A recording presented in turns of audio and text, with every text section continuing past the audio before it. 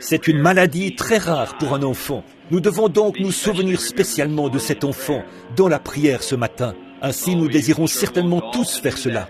Les médecins ne savent même pas. Ils lui donnent un nom, mais je pense qu'ils n'ont fait qu'en inventer un pour désigner cela. Ils ne savent pas ce que c'était, mais Christ le sait. Je peux vous dire ce que c'est. C'est un démon. C'est vrai, le diable. Le nom qu'ils désirent lui donner, eh bien, ça les regarde. Mais voilà ce que c'est, voyez-vous, un mauvais esprit. Maintenant, tous ensemble, chantons une fois tous ensemble, crois seulement, tous en chœur maintenant. Crois seulement. Crois seulement. Tout est possible.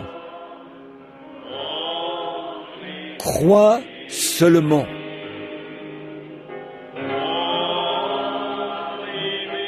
Crois seulement. Crois seulement. Tout est possible. Crois seulement. Le Seigneur va te guérir, petite sœur. Prions maintenant pour la fillette, alors que nous inclinons la tête. Notre Père Céleste, on dirait que je n'arrive tout simplement pas à m'ôter cela de l'esprit.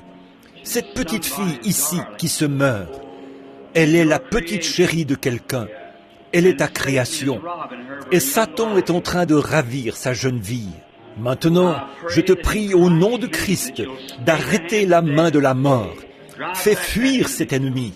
Toi, Seigneur, qui es capable de former des murailles de chaque côté de la mer Rouge et de donner aux enfants d'Israël ton héritage. Un voyage sans danger à travers la mer jusque dans la terre promise. Ô Dieu, nous te prions aujourd'hui d'enlever chaque obstacle et de laisser vivre l'enfant. Il nous a été donné de demander, et en tant que groupe croyant en toi, nous demandons au nom de Jésus la guérison de l'enfant. Amen.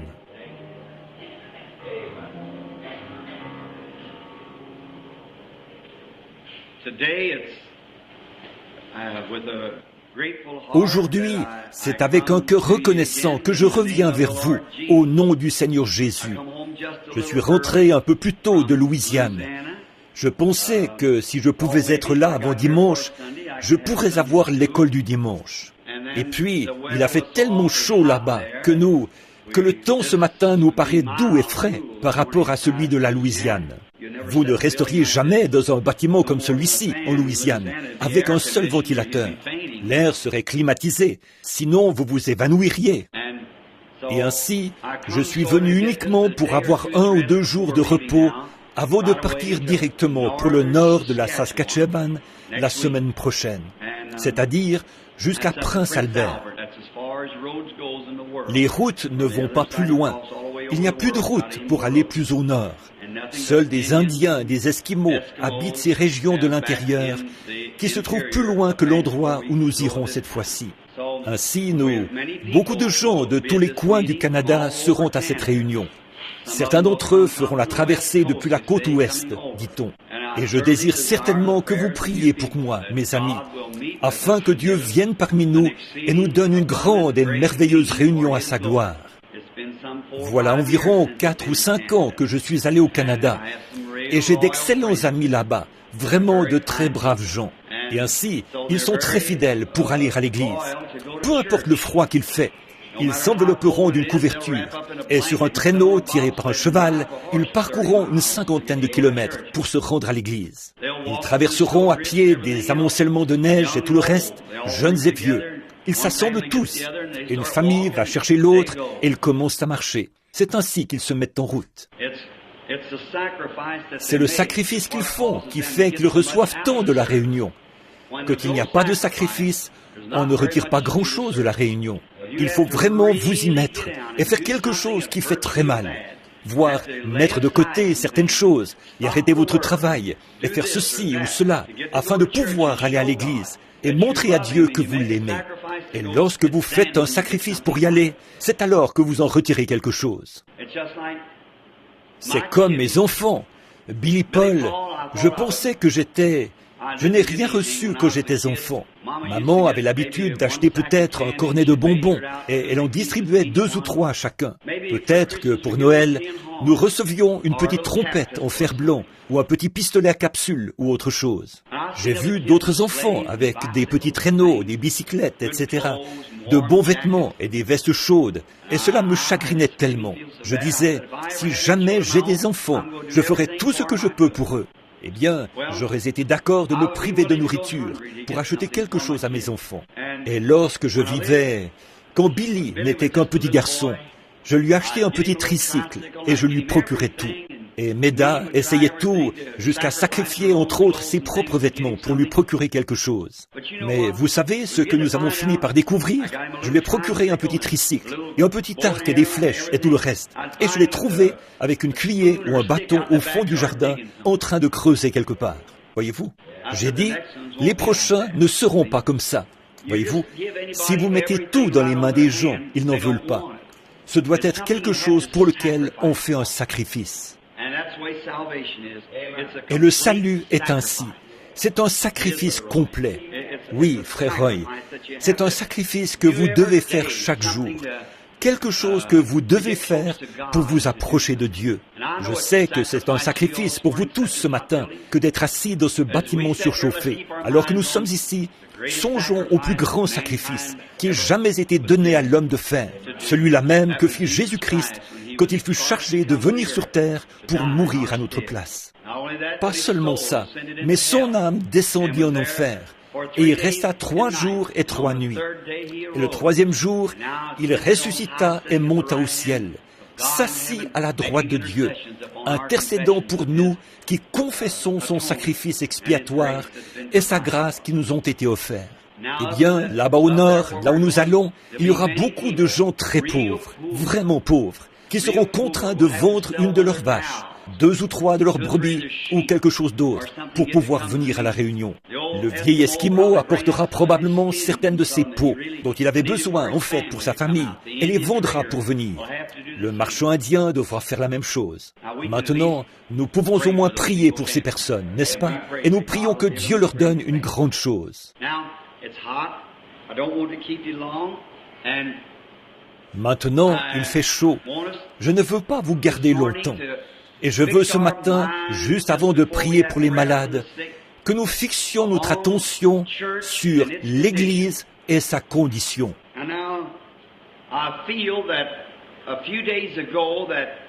Et maintenant, je sens qu'il y a quelques jours, un message à l'Église m'a été donné à Shreveport en Louisiane.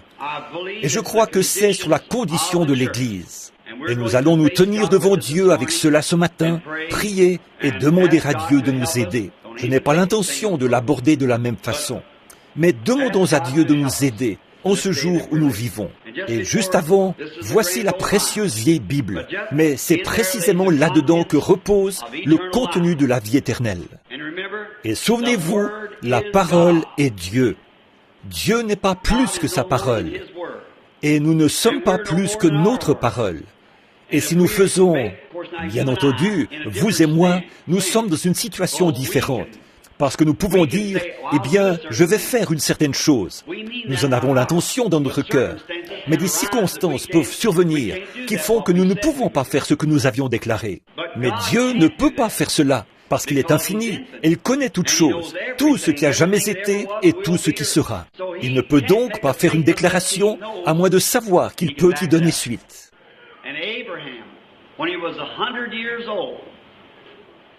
Et lorsqu'il eut 100 ans, Abraham appela les choses qui n'étaient pas comme si elles étaient. Je dis maintenant ceci pour encourager ceux pour lesquels on va prier, les malades. Abraham appela les choses qui n'étaient pas comme si elles étaient, considérant que celui qui avait fait la promesse était capable d'accomplir ou de garder ce qu'il avait promis.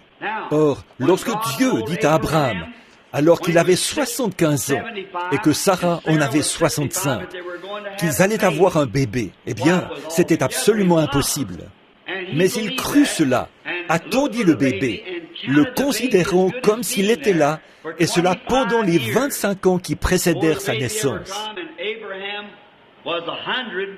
Abraham avait 100 ans quand le bébé naquit, et Sarah en avait 90, parce qu'il le crut et appela les choses qui ne sont pas comme si elles étaient. Maintenant, cela s'adresse aux malades et aux affligés qui désirent qu'on prie pour eux. Peu importe ce que sont vos ennuis, que vous soyez, quel que soit le genre de maladie que vous ayez, et quelle qu'en soit la gravité, lorsque vous acceptez Christ, sa parole, alors vous appelez les choses qui sont comme si elles n'étaient pas, si celles-ci s'opposent à la parole de Dieu. Or, Dieu a dit, la prière de la foi sauvera le malade. Eh bien, si Dieu a dit cela, la question est réglée. Alors, pensons, espérons, agissons comme si c'était déjà accompli. C'est déjà terminé quand nous l'acceptons.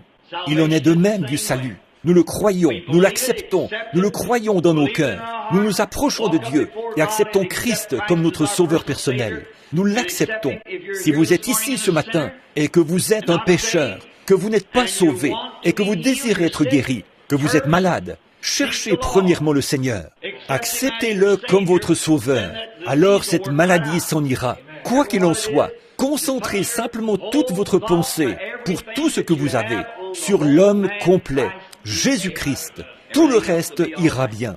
Ainsi, maintenant, gardez cela à l'esprit, parce que j'ai dit ces quelques mots à l'intention de ceux qui sont malades et affligés. Donc ce matin, je vais parler à l'Église de sa condition, car je ressens que, bien que la guérison divine soit merveilleuse, lorsque j'étais à Shreveport, j'ai eu seulement 3 services de guérison là-bas, 3 ou peut-être 4 tout au plus, sur les 11 jours. C'est plus essentiel de prêcher aux âmes des hommes que de consacrer autant de temps à la guérison divine. Bien que les gens qui sont malades et nécessiteux, Dieu peut les guérir, et il a déjà été prouvé dans le monde entier qu'il le fait. Mais l'essentiel maintenant est pour l'âme, qui, elle, ne mourra jamais. Le corps mourra, mais l'âme ne mourra jamais. Et nous devons garder cela de niveau et d'aplomb avec Dieu. J'ai souvent dit ceci, je désire que tout soit fait. Parce que lorsque je descendrai à la rivière ce matin-là, je ne désire pas avoir d'ennui là-bas. Je désire avoir mon billet à la main, en attendant qu'on appelle mon nom. Et je désire pouvoir dire, comme Paul autrefois, frère Creech, que je le connais de la puissance de sa résurrection. Et que, lorsqu'il m'appellera d'entre les morts, je sortirai. Je désire le connaître dans la puissance de sa résurrection. Donc maintenant, lui qui est l'auteur du livre, inclinons nos têtes et nos cœurs devant lui, juste un instant. Ô Dieu, notre Père, nous venons maintenant à toi pour te demander d'ouvrir ta parole pour nous. Nous pourrions en tourner les pages, mais seul le Saint-Esprit peut ouvrir la parole.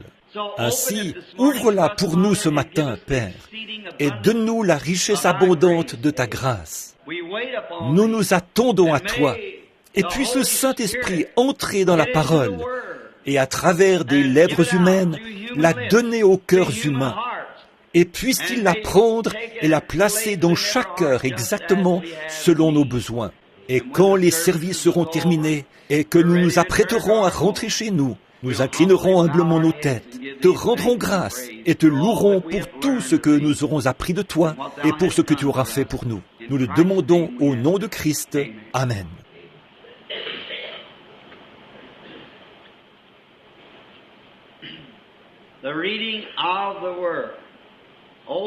Comme lecture de la parole, prenez dans Jean au chapitre 1, vous qui avez des Bibles et qui aimeriez le lire avec moi ou l'inscrire comme texte. Et nous allons lire le texte de la parole et ensuite nous prierons afin que le Saint-Esprit nous donne le contexte de la parole. Nous pouvons la lire. Nous qui sommes capables de lire, nous pouvons la lire. Mais Dieu seul peut nous apporter le contexte. Le texte peut être lu parce que c'est sa parole, mais le contexte doit être donné par Dieu. Donc, dans Jean au chapitre 1, commençons au 28e verset et lisons jusqu'au 32e compris. Ces choses arrivèrent au-delà du Jourdain où Jean baptisait.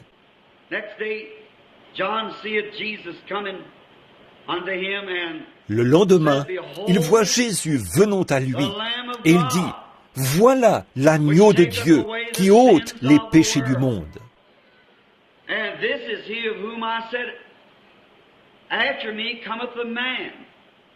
C'est de celui-ci que moi, je disais, après moi vient un homme qui prend place avant moi, car il était avant moi. Et pour moi, je ne le connaissais pas, mais afin qu'il fût manifesté à Israël, à cause de cela, je suis venu baptiser d'eau. Et Jean rendit témoignage disant, « J'ai vu l'Esprit descendant du ciel comme une colombe, et il demeura sur lui. »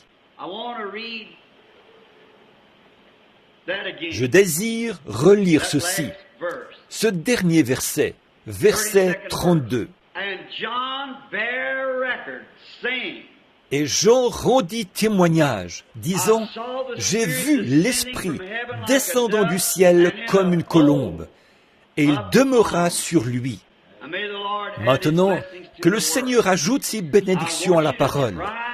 Je désire que vous essayiez de saisir chaque mot si vous le pouvez. Pouvez-vous m'entendre très bien tout au fond? Très bien. Pouvez-vous m'entendre là-bas derrière? Si vous le pouvez, levez la main. C'est bien.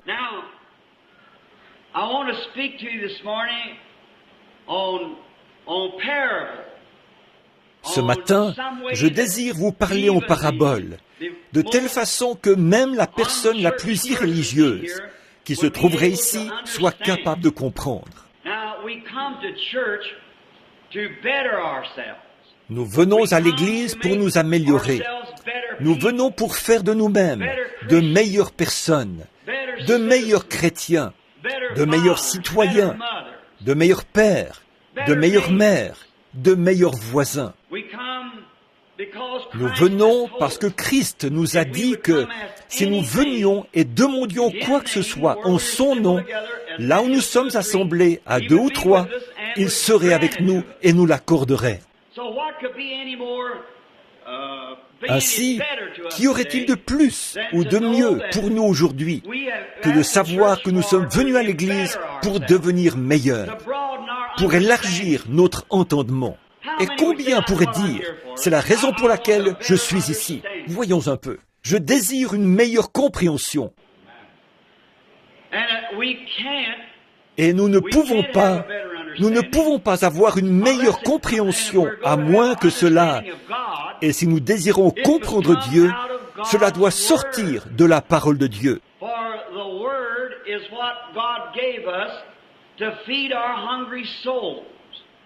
Parce que la parole est ce que Dieu nous a donné pour nourrir nos âmes affamées. Et le Saint-Esprit a été envoyé pour prendre la parole de Dieu et pour nous nourrir par la parole. Voyez-vous?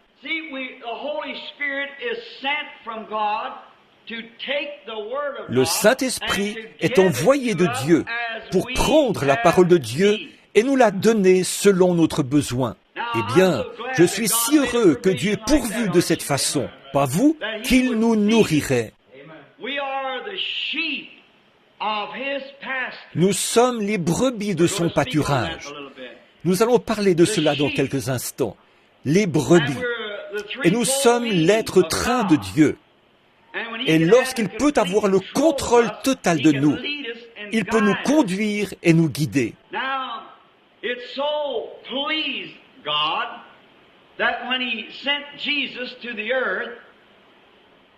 Or, il plut à Dieu, lorsqu'il envoya Jésus sur la terre, de le représenter sous la forme d'un animal. Et cet animal était l'agneau.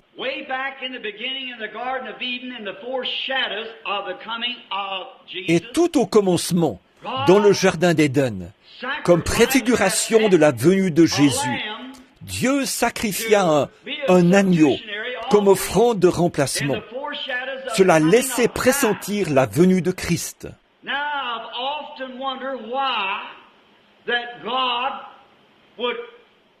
Je me suis souvent demandé pourquoi Dieu typifia Christ par un animal, par une bête.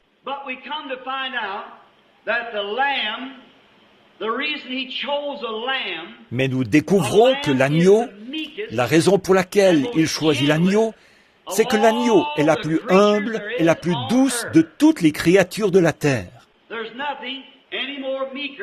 Il n'y a rien de plus humble et de plus doux qu'un petit agneau. Il est si innocent. Il ne peut se suffire à lui-même. Il n'est pas arrogant. C'est une petite créature douce et humble. Et lorsque Dieu voulut représenter Christ aux yeux du monde, il le représenta sous la forme d'un agneau.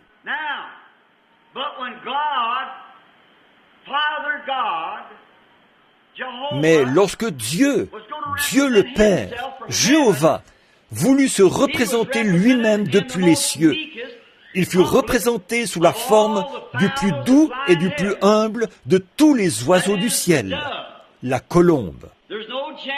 Il n'y a pas d'oiseau plus doux que la colombe.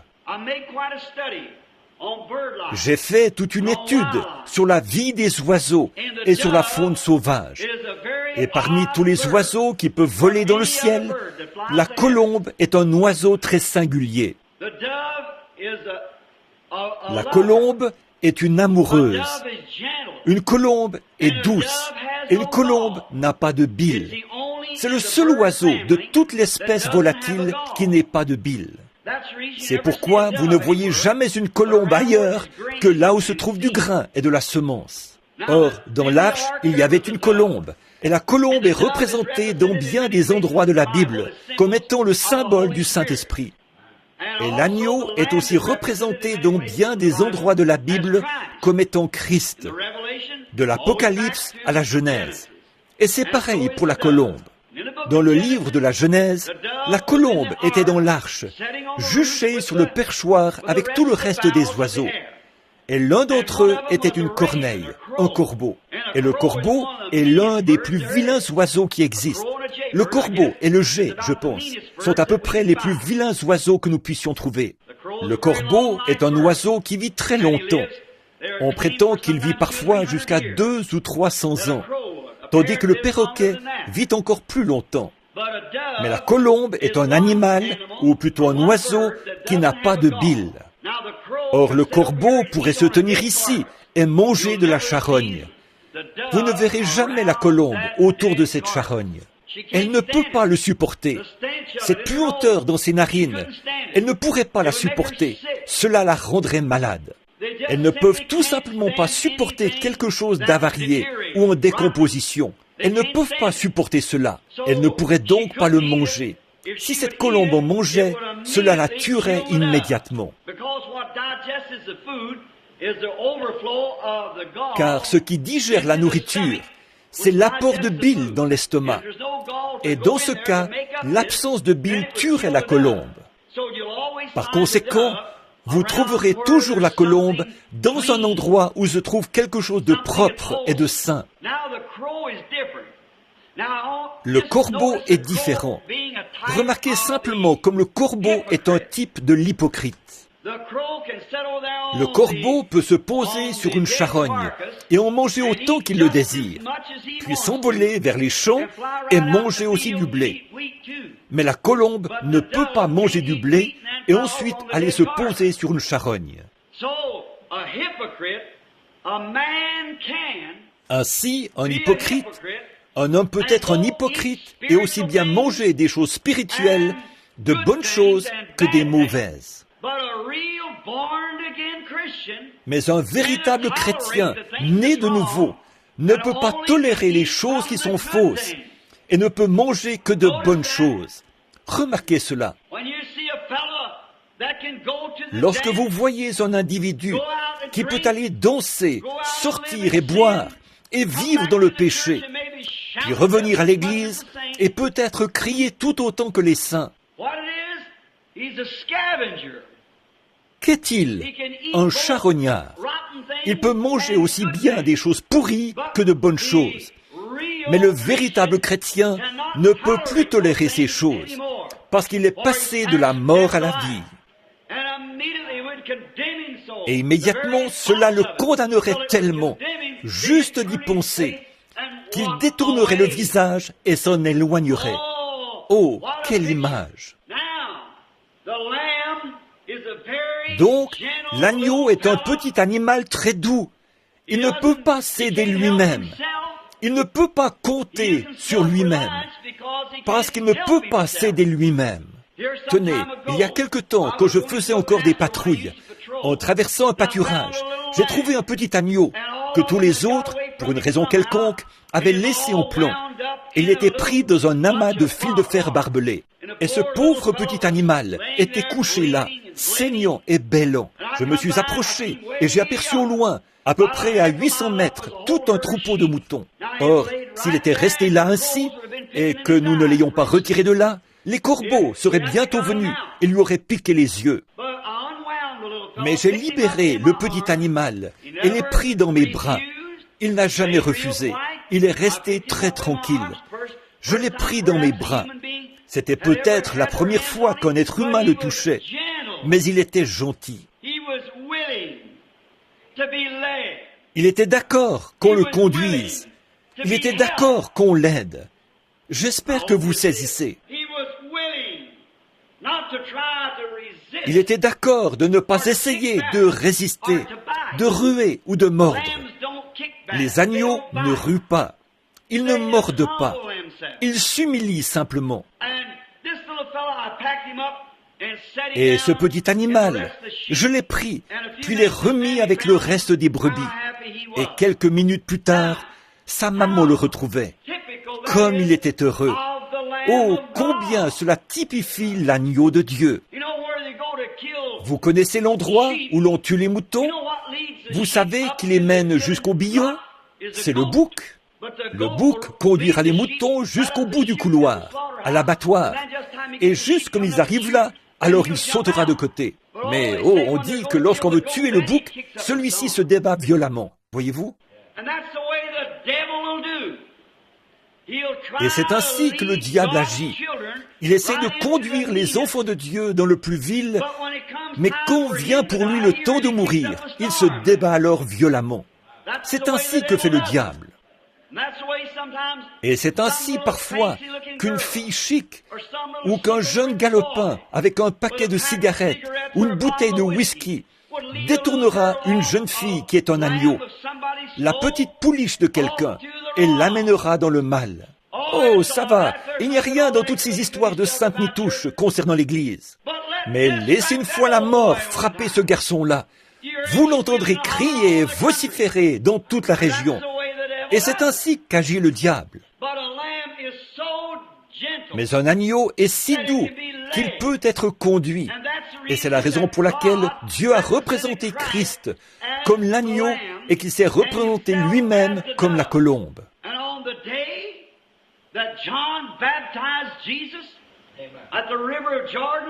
Et le jour où Jean baptisa Jésus dans le Jourdain, il se produisit là l'un des plus grands événements qui se soit jamais produit.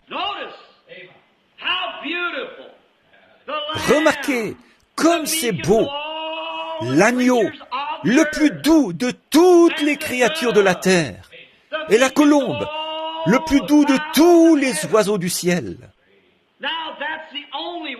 Or, c'est là le seul moyen par lequel ils aient jamais pu être unis. C'est la seule manière permettant à la colombe de venir sur l'agneau. Or, lorsque la colombe descendit, Jean vit Jésus et dit, « Voici l'agneau de Dieu qui ôte les péchés du monde. » Et Jean dit, « Et je rends témoignage, voyant l'Esprit de Dieu comme une colombe, descendre et demeurer sur lui. » Alléluia! Vous y êtes! La colombe et l'agneau unis ensemble. C'est à ce moment que Dieu et l'homme devinrent un. C'est à ce moment que les cieux et la terre s'étreignirent. Alléluia! C'est à ce moment-là que Dieu fut fait chair. C'est à ce moment que Dieu descendit, venant de la forme de l'Esprit, fut fait homme et demeura parmi nous. C'est à ce moment que toutes les éternités s'étreignirent. C'est à ce moment que la race humaine déchue d'Adam et Jéhovah Dieu, avec tous les anges, se rencontrèrent. lorsque Dieu et l'homme devinrent un, en ce jour mémorable où Jean baptisa Jésus. Maintenant, si cela avait été un loup, le doux roucoulement de la colombe n'aurait jamais pu rester près du loup. Y a-t-il rien de plus joli que d'entendre, tard le soir, les vieilles tourterelles se poser là et roucouler un moment? Après avoir perdu ma femme et ma petite fille, je ne voulais pas qu'on sache ce que je faisais. Je montais dans ma vieille voiture, je prenais la route ici et allais au cimetière Walnut Ridge. Je m'asseyais là, à côté d'un arbre, et je regardais la tombe. Je ne pouvais simplement pas me passer d'elle. Il me semblait que je ne pouvais plus le supporter. J'avais déposé là mon petit bébé, âgé de 8 mois. Elle avait l'habitude de tendre ses petites mains et d'essayer de me toucher. Puis je jouais de la trompette ou lui disais quelque chose. Elle faisait « gou, gou » en tendant ses petites mains. Et je m'asseyais à côté de l'arbre, spécialement quand il commençait à faire nuit. Il y avait habituellement une vieille colombe qui venait se poser dans le buisson et commençait à roucouler. Oh là là! Une fois, je me suis demandé si c'était l'âme immortelle de mon enfant qui revenait pour essayer de me parler. Il n'y a rien de plus doux que ce roucoulement de la colombe. Comme elle est affectueuse, elle apporte des nouvelles, et comme elle essaye de faire la paix. Je me lève tôt le matin, je vais dans les bosquets près d'où j'habite. Comme c'est paisible d'entendre ces colombes perchées dans un grand arbre, échangeant des roucoulements. L'autre jour, lorsque j'étais chez Frère Cox, il y avait une maman colombe avec 2 petits bébés. Ils étaient posés sur le toit du bâtiment, afin que les chats ne puissent pas les attraper. Et la maman colombe les nourrissait. Ensuite, elle descendait, les prenait et les faisait monter dans l'arbre. Alors ils se tenaient là, leurs cous entrelacés, et ils roucoulaient, et se faisaient la cour toute la journée. 2 gentils petits bébés colombes. Et je pensais combien Dieu, la colombe est un animal si affectueux. Et la colombe, Dieu, qui désire témoigner son amour à ses créatures humaines. Dieu désire être aimé. Dieu désire vous aimer. Car Dieu a tant aimé le monde qu'il a donné son Fils unique, afin que quiconque croit en lui ne périsse point, mais qu'il ait la vie éternelle. Béni soit le Seigneur. Alors Dieu, qui désirait témoigner son amour, dut créer quelque chose d'aimable. Il dut créer quelque chose de doux comme lui-même. Il dut créer quelque chose qui pouvait être aimé. Il dut créer quelque chose qui soit selon sa propre nature. Vous ne pourriez pas aimer quelque chose qui ne soit pas de votre propre nature. L'amour doit s'unir à l'amour. Un mari et sa femme doivent s'aimer l'un l'autre si jamais ils veulent surmonter leurs difficultés. Les membres d'une famille doivent s'aimer les uns les autres si jamais ils veulent surmonter leurs difficultés. Quelque chose à aimer. Vous cherchez partout, essayant de trouver une jeune fille que vous puissiez aimer et qui deviendra votre femme. Elle cherche partout, essayant de trouver un mari qu'elle puisse aimer. Dieu cherche, essayant de trouver une âme qu'il puisse aimer. Ainsi, il s'est représenté lui-même ici sur terre, comme une douce colombe et un doux agneau. Mais si cet agneau avait pris un instant la nature d'un loup qui hurle, cette colombe se serait envolée immédiatement. Elle se serait enfuie.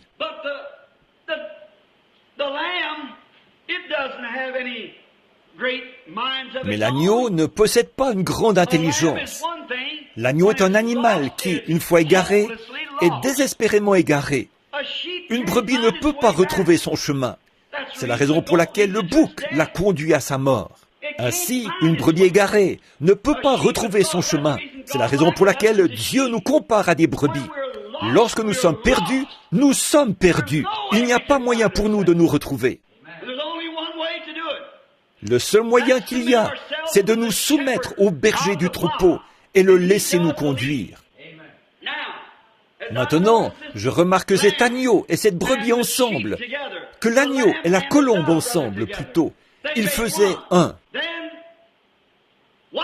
Ensuite, observez comment la colombe conduisit l'agneau le Fils de Dieu, comme il était doux, sachant qu'il allait à l'abattoir. Comme il était doux, sans jamais rien faire de lui-même, n'essayons pas de se suffire à lui-même.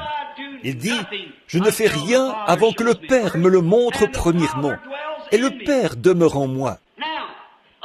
Il y a autre chose qui caractérise l'agneau. L'agneau consent volontiers à renoncer à ses droits. Or, Dieu désire que nous soyons des agneaux. Mais si souvent, nous ne voulons pas renoncer à nos droits, abandonner nos droits. Il y en a tant parmi vous qui disent, « Eh bien, j'ai des droits, frère Branham. » C'est vrai. Mais êtes-vous prêt à renoncer à vos droits? Êtes-vous d'accord d'abandonner vos droits afin que Dieu puisse vous conduire? C'est ce qui arrive avec nos églises aujourd'hui, dans leur grande majorité. Alors que la douceur de l'agneau de Dieu, nous sommes censés être des agneaux, mais nous sommes devenus tout sauf des agneaux. Et c'est pour cette raison qu'aussitôt que nous prenons cette attitude, la colombe du Saint-Esprit prend son envol et s'en va. Si l'agneau de Dieu s'était mis à hurler comme un loup, ou avait fait quoi que ce soit de contraire à ce que la douce colombe lui aurait permis de faire, la colombe aurait pris son envol et serait partie en l'espace d'une minute. Et c'est la raison pour laquelle, aujourd'hui, nous nous demandons ce qui se passe avec l'Église pentecôtiste. C'est que nous avons pris une nature différente. Nous avons pris cette nature qui dit, nous réclamons nos droits. Nous allons faire ce que nous savons être juste. Et nous devenons arrogants. Nous devenons hostiles. Nous devenons indifférents. Nous laissons entrer la colère. Nous laissons entrer l'égoïsme. Un agneau, lorsque vient le temps, la laine qu'il a est à lui. Il y a droit. Sa laine lui appartient. Mais on prend cet agneau, on le met sur le billot et on lui attache les pattes. Il ne rue jamais. Il ne fait pas d'histoire. Vous lui retirez tout simplement ses droits parce que c'est un agneau. Il ne peut rien faire d'autre parce que c'est sa nature. Mais mettez-vous une fois en travers du chemin d'un chrétien. Vous découvrirez si c'est un agneau ou un bouc. Vous saurez ce qu'il est. Contrariez-le une fois. Et c'est la raison pour laquelle aujourd'hui, nos églises sont dans la condition où elles sont. Nous nous sommes appelés agneaux de Dieu. Les femmes et les hommes, ensemble, ont commencé à agir n'importe comment, sauf comme des agneaux de Dieu. Regardez-les dans la rue, avec leurs cheveux coupés courts, remplis de frisettes. Et il y a seulement quelques années, vous n'auriez pas pu leur faire cela, même en les payant. Et alors, vous vous demandez pourquoi l'Église est dans une telle condition. C'est que vous avez pris la nature d'un loup ou d'un bouc, au lieu de garder l'humble douceur. Et vous dites, c'est mon privilège, frère Branham. Je sais que c'est votre privilège. Les coiffeurs coupent les cheveux. Et aussi longtemps que les coiffeurs couperont les cheveux, n'ai-je pas le droit? C'est juste. C'est votre privilège américain. Mais êtes-vous prête à l'abandonner pour être un agneau? Êtes-vous prête à vous soumettre? Et vous, les femmes, il n'y a pas longtemps, vous descendiez la rue. C'est ridicule de voir la façon dont les femmes s'habillent aujourd'hui. Et je ne parle pas des presbytériennes et des méthodistes. Je parle de vous, femmes de la sainteté. Vous descendez la rue et c'est... J'ai une petite croix suspendue à l'avant de ma voiture. Et quelqu'un m'a dit, « Billy, tu sais que c'est un emblème catholique ?» J'ai dit, « Quand les catholiques ont-ils pris une option sur la croix ?» Jamais. Ce n'est pas un emblème de la foi catholique. C'est l'emblème de la foi chrétienne. La foi catholique est un petit saint mort, une Marie ou un certain mort qu'ils adorent. Nous n'adorons pas les morts. Nous n'adorons pas Sainte Cécile et tous ces différents saints. C'est du catholicisme, lequel est une forme élevée de spiritisme. Mais la croix représente celui qui mourut et ressuscita. Et j'ai dit, je la garde là, devant moi. Quand je regarde dans la rue, il y a 25 ou 30 ans, lorsque j'étais presque aveugle, j'ai promis à Dieu que, s'il guérissait mes yeux, je regarderais ce qui est correct. Et j'ai dit, partout où vous regardez, il y a tant d'impiété. Des femmes à moitié vêtues et des femmes nues, étendues sur leur pelouse. Alors, je regarde la croix au lieu de regarder cela. Et je me souviens de ce que Christ a fait pour moi. Et je détourne la tête des choses qui sont du diable. Alléluia! Et ne dites pas que ces gens sont des presbytériens ou des catholiques. Ce sont des pentecôtistes. Amen. Vous dites, j'en ai le droit, frère Branham. C'est juste. Mais si vous étiez un agneau, vous abandonneriez vos droits. Et lorsque vous agissez ainsi, le Saint-Esprit, ces 12 colombes, s'envolent aussitôt. Elle ne se couvrira pas de honte avec vous. Non, non. Ne pensez jamais que vous allez pouvoir agir ainsi et garder le Saint-Esprit. Vous ne le pouvez pas. C'est ce que dit la Bible. Vous devez abandonner vos... Eh bien, dites-vous, le reste des femmes le fait bien. Et vous les hommes, vous pauvres mollusques, vous espèces de poules mouillées, qui laissez vos femmes faire une chose pareille. Cela montre de quoi vous êtes fait. C'est la raison pour laquelle vous n'avez pas le Saint-Esprit comme vous affirmez l'avoir. Sinon, vous auriez assez de cran pour la faire agir comme une dame, en tout cas aussi longtemps qu'elle vivra avec vous. Amen. Cela semble démodé et tranchant, mais c'est de ça que l'Église a besoin aujourd'hui. Un lavage du Saint-Esprit à l'ancienne mode. Elle a besoin d'être étendue, séchée et repassée par le Saint-Esprit. Certainement. Regardez dans quelles conditions le monde s'est enfoncé. Comment ils sortent dans la rue et font toutes ces choses. Comment vous collez votre nez contre la télévision le mercredi soir au lieu d'aller à l'église. Comment vous... Eh bien, il n'y a pas un enfant dans le pays qui ne connaisse bien David Crockett. Et ce vilain mensonge qui dit qu'à l'âge de 3 ans, il tua un ours. Vous savez que c'est un mensonge, mais vous laissez vos enfants se remplir la tête de toutes ces choses. Alors qu'il n'y en a pas 1% qui connaissent quelque chose à propos de Jésus-Christ. C'est parce que ce monde est devenu si pollué, cette nation est si ridicule et si éloignée de Dieu. Elle a rejeté le Saint-Esprit. Oh, dites-vous, je vais à l'église et je crie. Il se peut que vous le fassiez, mais tant que ce doux agneau de Dieu ne sera pas installé dans votre cœur et ne vous aura pas fait mettre votre vie en ordre et agir comme une personne différente, cela ne vous servira à rien d'imiter le christianisme. Vous devez le posséder. Amen. Il n'y a pas longtemps, je suis entré dans une maison ici pour rendre visite à un malade. Et une dame était assise là, et une espèce de petit Oswald entra, le chapeau de travers sur la tête, et s'écria « Maman, le dîner est-il prêt ?» Elle dit « Chérie, nous n'avons pas eu le temps ce matin de préparer du dîner. » Mais, ajouta-t-elle, « Je suis en train de te faire un sandwich. Il y a là des oranges. » Il s'avança et prit une orange, la regarda, puis, après en avoir pris une bouchée, il la jeta contre le mur de toutes ses forces. Le jus coula sur le mur. Il dit « Si c'est tout ce que tu as dans cette maison, alors je m'en vais. » Comme ça. J'ai pensé « Oh Dieu, il faudrait que je puisse m'occuper de lui pendant 5 minutes. » Oh, je lui aurais arraché la peau comme jamais il ne se l'est fait arracher. Mais eux sont restés là, le plaignant et le dorlotant. Ce dont il a besoin, c'est une bonne correction à l'ancienne mode qui écorche le derrière. C'est ce dont nous avons de nouveau besoin. Des foyers à l'ancienne mode et des prédicateurs qui se tiennent derrière la chair et prêchent la vérité, l'appliquant là où il faut. Amen. C'est juste. Oh là là.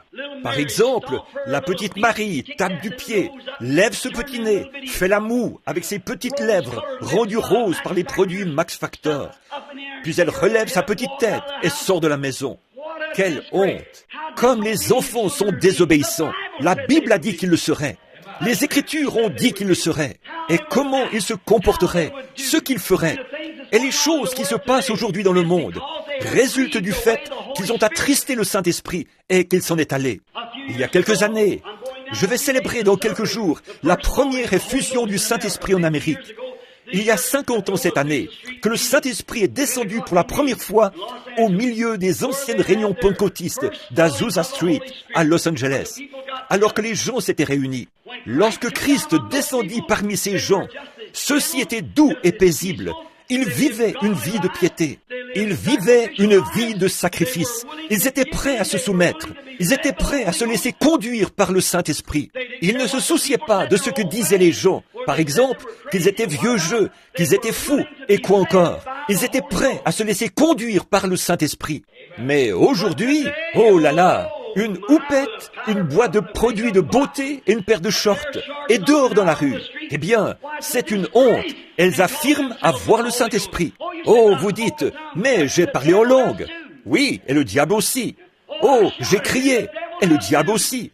Le diable peut imiter tout ce que Dieu possède, sauf l'amour. Il ne peut pas imiter l'amour. Oui. Bientôt, vous réalisez que lorsque vous commencez à faire ces choses, vous enlevez les barrières. Vous commencez à faire des compromis. Et alors, il commence à y avoir de petits clans dans l'église parmi les gens. Et quelqu'un dira, Tu sais, le pasteur est comme ceci et comme cela. Ou encore, le diacre est comme ceci et comme cela. Et vous vous êtes mis à écouter ces choses. Et c'est la raison pour laquelle vous avez tant d'ennuis. Vous avez commencé à écouter le diable et à entendre un grognement au lieu d'écouter la douce colombe, le Saint-Esprit. La colombe de Dieu qui voulait vous conduire, vous guider, vous aimer et vous bénir. Dès que vous manifestez l'un de ces petits accès de colère, la colombe s'envole immédiatement. C'est juste, elle ne peut pas le supporter. Sa nature est différente. Oh, elle ne peut absolument pas le supporter. Et lorsque vous vous mettez à parler de votre prochain, elle ne peut pas supporter cela. Elle ne va pas le tolérer. Elle s'envole et s'éloigne. Elle ne peut le supporter plus longtemps. La colombe est douce. La colombe est humble. Et la colombe ne se tiendra sur rien qui ne soit de la même nature qu'elle. Maintenant, Dieu peut faire de vous un homme ou une femme avec une nature différente. Il peut vous donner une nature différente. Vous me direz, eh bien, frère Branham, que pouvons-nous faire à ce sujet? Redevenez tout simplement un agneau.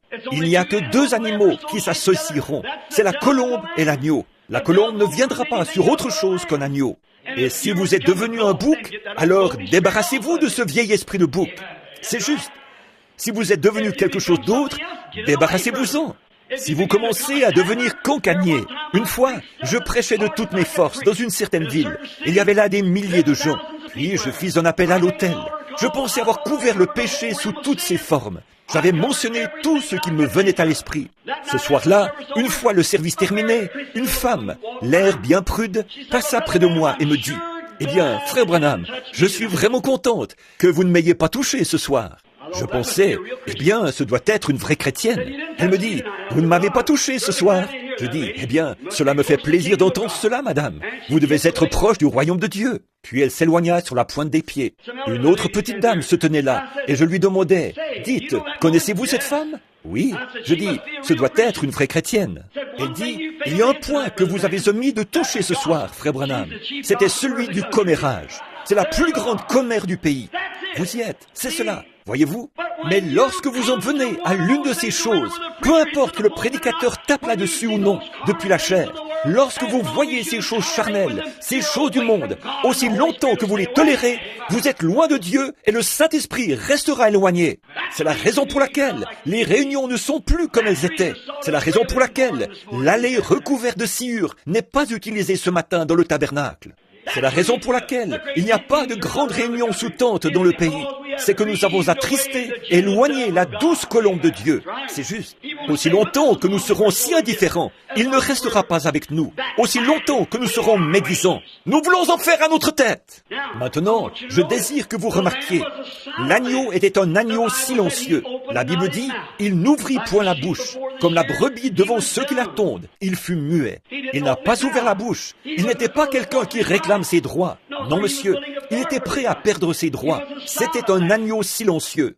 Mais aujourd'hui, oh là là, comme nous tenons à nos opinions, oh là là, c'est moi qui te le dis. Si quelqu'un vient me dire quelque chose, je vais te l'arranger. Je vais le mettre en pièces. Je le dirai à cette vieille hypocrite quand je la verrai. Attends juste que je la voie. Dieu soit béni. Alléluia. Hein? La colombe s'envole, tout simplement, et va plus loin. Certainement. Le Saint-Esprit n'est plus avec vous aussi longtemps que vous avez ce sentiment-là. Écrivez cela dans votre livre. Il ne le voudra jamais. Le Saint-Esprit ne se tiendra pas là où il y a cette sorte d'esprit. Il faut que ce soit un esprit d'agneau, un esprit doux. Sinon, il ne restera pas, tout simplement. Si ce n'est pas doux et humble, conduit par le Saint-Esprit, et si quelque chose survient, il ne le remarque même pas. Il continue simplement son chemin. Voyez-vous? Et à l'instant même où l'on se détourne, vous savez, c'est l'heure. Lorsque vous vous êtes détourné, savez-vous que le premier péché commença lorsque quelqu'un se détourna juste un instant? Saviez-vous cela? La Bible dit, Ève se détourna juste un moment pour entendre ce que Satan avait à lui dire. Et il lui dépeignit un si joli tableau qu'elle pensa réellement que c'était la vérité. Elle l'écouta. Et la seule chose que le diable veut que vous fassiez, c'est simplement que vous vous détourniez quelques instants. Il peut vous peindre un tableau et vous dire alors, regarde un peu ici, tu sais, frère, tu sais, sœur, s'ils étaient des gens corrects, ils ne feraient pas ceci. S'ils faisaient simplement ceci, tu sais, il peut vous le présenter avec un tel réalisme que cela devient une réelle vérité. Certainement. Mais souvenez-vous, c'est le diable. peu m'importe le niveau de leur bassesse, jusqu'où ils se sont enfoncés dans le péché. C'est votre devoir de les entourer de vos bras et de les relever par l'amour de Dieu. Où étiez-vous lorsque la colombe de Dieu vous a retiré du bourbier? C'est votre devoir, mes amis. Ce monde se meurt par manque d'un petit peu d'amour. Je désire que vous observiez cet animal aussi, ce petit animal. C'était un agneau silencieux, parce qu'il n'a pas, lorsqu'il fut injurié, il ne redit pas les injures. Il n'a pas invectivé et fait toutes sortes de désordres. Il ne s'est pas mis dans tous ces états. Il ne l'a pas fait. Quand quelqu'un, lorsqu'il fut injurié, il ne rendit pas les injures. Il n'ouvrit point la bouche. Mais que quelqu'un vous fasse quelque chose à vous, ou à moi, oh là là, nous éclatons comme un crapaud qui mange de la chevrotine. Nous nous gonflons comme une vieille oie. Eh bien, je te dis tout de suite, s'il me marche encore comme ça sur les pieds, je ne retourne plus jamais dans cette vieille église. Non, monsieur, Dieu soit béni. Alléluia. Les Nazaréens me recevront. Les pèlerins de la sainteté m'accepteront. Alléluia. Je n'ai plus à le faire. Eh bien, la colombe s'envole. Tu sais quoi? Si ce vieil hypocrite fréquente cette église-là, eh bien, je n'y retournerai plus jamais. Dieu soit béni, je n'irai plus. Et lorsque cette chose vous frappe, ce vieux loup qui gronde, la colombe s'envole. C'est vrai. Alors le Saint-Esprit n'est plus là. Ensuite, vous vous demandez ce qui se passe avec vous. Vous vous demandez ce qui se passe avec l'Église. Vous vous demandez ce qui se passe avec vous. Pourquoi n'avez-vous plus la victoire que vous aviez? Vous avez changé de nature. Vous êtes devenu un bouc au lieu d'un agneau. Vous êtes devenu autre chose qu'un agneau. Vous devez recevoir ce véritable esprit de douceur. Que le Saint-Esprit me conduise n'importe où. Ô Dieu, j'aime chaque pécheur, où qu'il soit. Si de tels sentiments s'installent dans votre cœur, alors vous verrez quelque chose se produire. Votre âme, vous me direz, eh bien, frère Branham, y a-t-il une solution à cela? Oui, devenez simplement un agneau, c'est tout. Eh bien, frère Branham, j'ai rencontré une jeune dame l'autre soir, à Shreveport. Billy et moi sommes allés quelque part manger un sandwich après le service. Une belle jeune femme entra là, probablement une jeune fille de 20 ans ou à peu près. Elle était bien habillée. Elle s'est assise et j'ai remarqué qu'elle regardait continuellement dans notre direction. J'ai simplement continué à manger. Quelques instants plus tard, une dame est entrée. Elle a dit « Bonsoir » en s'adressant à elle. Et je sais que cette dame était sœur Davis, de là-bas. Elle, ainsi qu'une autre dame du Life Tabernacle. Je les connais bien. Elle est venue vers moi, m'a parlé un peu et a continué son chemin.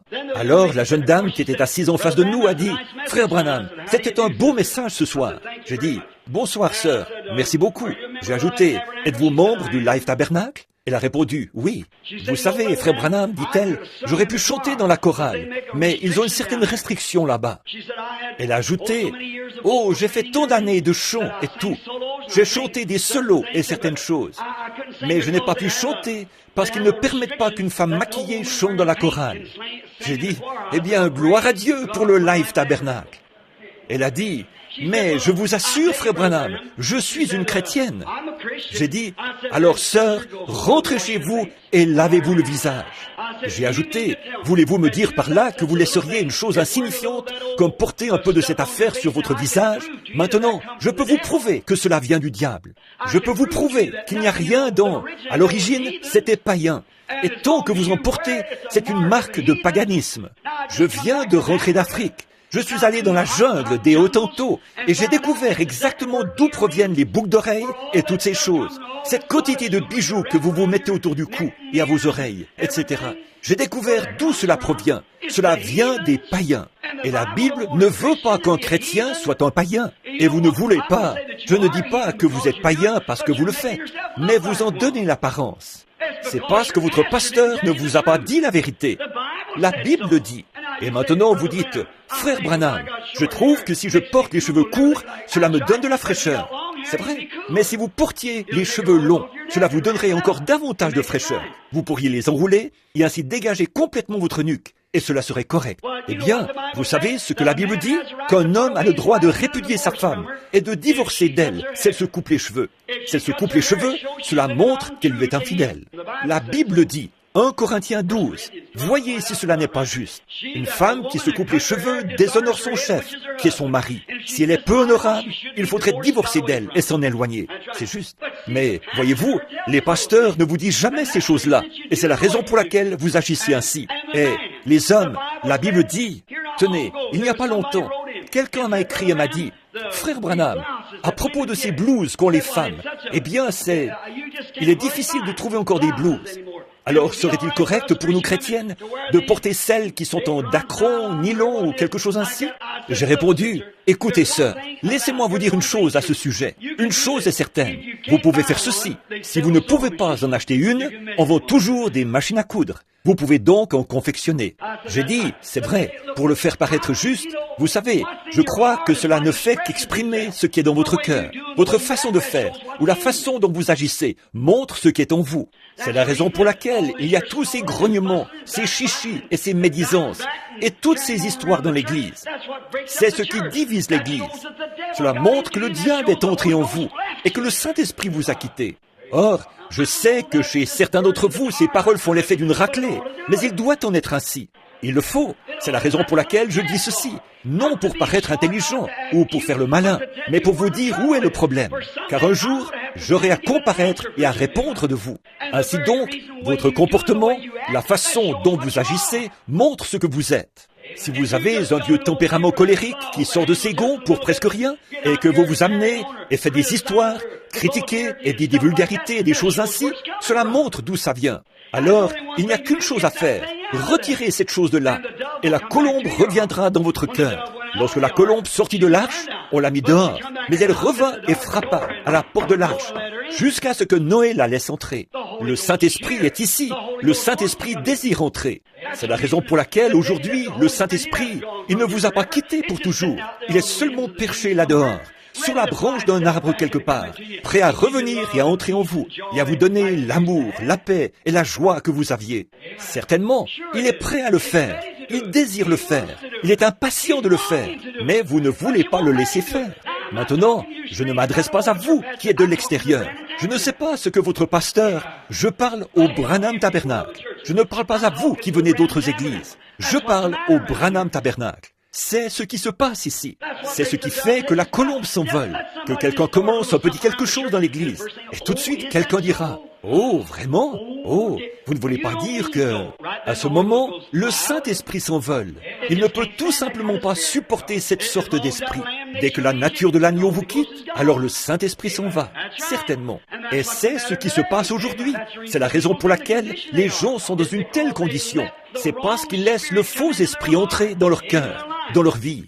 Or, c'est la raison pour laquelle nous avons... La Bible dit que c'est la raison pour laquelle il y a tant de malades et d'affligés parmi nous. C'est à cause de pareilles choses. Nous devons être doux, nous devons être paisibles, nous devons être un agneau, afin que la colombe puisse demeurer avec nous. Maintenant, souvenez-vous, la colombe viendra. Vous dites, « Oh, frère Branham, ne me dites pas que je n'ai jamais reçu le Saint-Esprit. Alléluia! Un soir là-bas, oh, lorsqu'il entra, j'aurais pu marcher. » Certainement, c'était lui. Oh, je me sentais si bien. Il me semblait que j'aurais pu prendre chaque petit oiseau qui était dans l'arbre, le serrer contre moi et lui témoigner de l'affection. J'aurais pu mettre mes bras autour de la personne qui m'a fait le plus de mal et l'embrasser. Oh, frère Branham, si vous saviez comment je me sentais alors, certainement, c'était le Saint-Esprit. Mais voyez-vous, la raison pour laquelle il n'a pas pu demeurer, c'est que vous étiez alors un agneau. Mais lorsque vous êtes devenu un loup, il a dû s'envoler. Il n'y a rien qui n'aille pas avec la colombe. C'est avec vous que cela ne va pas. Et vous avez laissé cet esprit venir sur vous. Ai-je fait cela, frère Branham? Oui, lorsque vous vous êtes mis à écouter ce commérage, lorsque vous avez écouté ce mensonge, lorsque vous avez dit, eh bien, j'en ai le droit. Vous n'avez aucun droit. Un prix a été payé pour votre rachat. C'était le prix du précieux sang du Fils de Dieu. Vous n'avez aucun droit légal. Alléluia. Le seul droit que vous ayez, c'est de venir à la fontaine remplie du sang tiré des veines d'Emmanuel. Et les pécheurs qui sont plongés dans ce fleuve perdent toute tache de culpabilité. Oui, monsieur. Le seul droit que vous ayez, c'est d'abandonner votre volonté propre à Dieu. Et à partir de ce moment-là, Dieu dirige. C'est ce qui fait que les réunions... C'est ce qui fait qu'il y a tant de choses étranges. Le Saint-Esprit ira à un endroit, puis il dira, « Ceci n'est pas juste. Arrête la réunion, va plus loin. » Je l'arrête, frère. Et comment? Et je vais plus loin. C'est juste, parce que vous devez être conduit par l'Esprit de Dieu. Et la seule façon d'être conduit par l'Esprit de Dieu, c'est de rester doux, et non pas de connaître beaucoup de choses. Oh, vous pensez, moi, je connais beaucoup de choses. Oui, vous emballez votre cerveau, si bien qu'il ne peut même plus fonctionner normalement. Vous connaissez tous les livres, toutes les réponses, tout le grec et tout l'hébreu, ce qui fait que la colombe n'a pas de place pour se percher. Exactement. Vous connaissez tout, ce qui fait que la colombe ne peut pas diriger, parce que vous en savez trop. L'agneau n'a pas la prétention de connaître quoi que ce soit. Il doit avoir quelqu'un d'autre pour le diriger.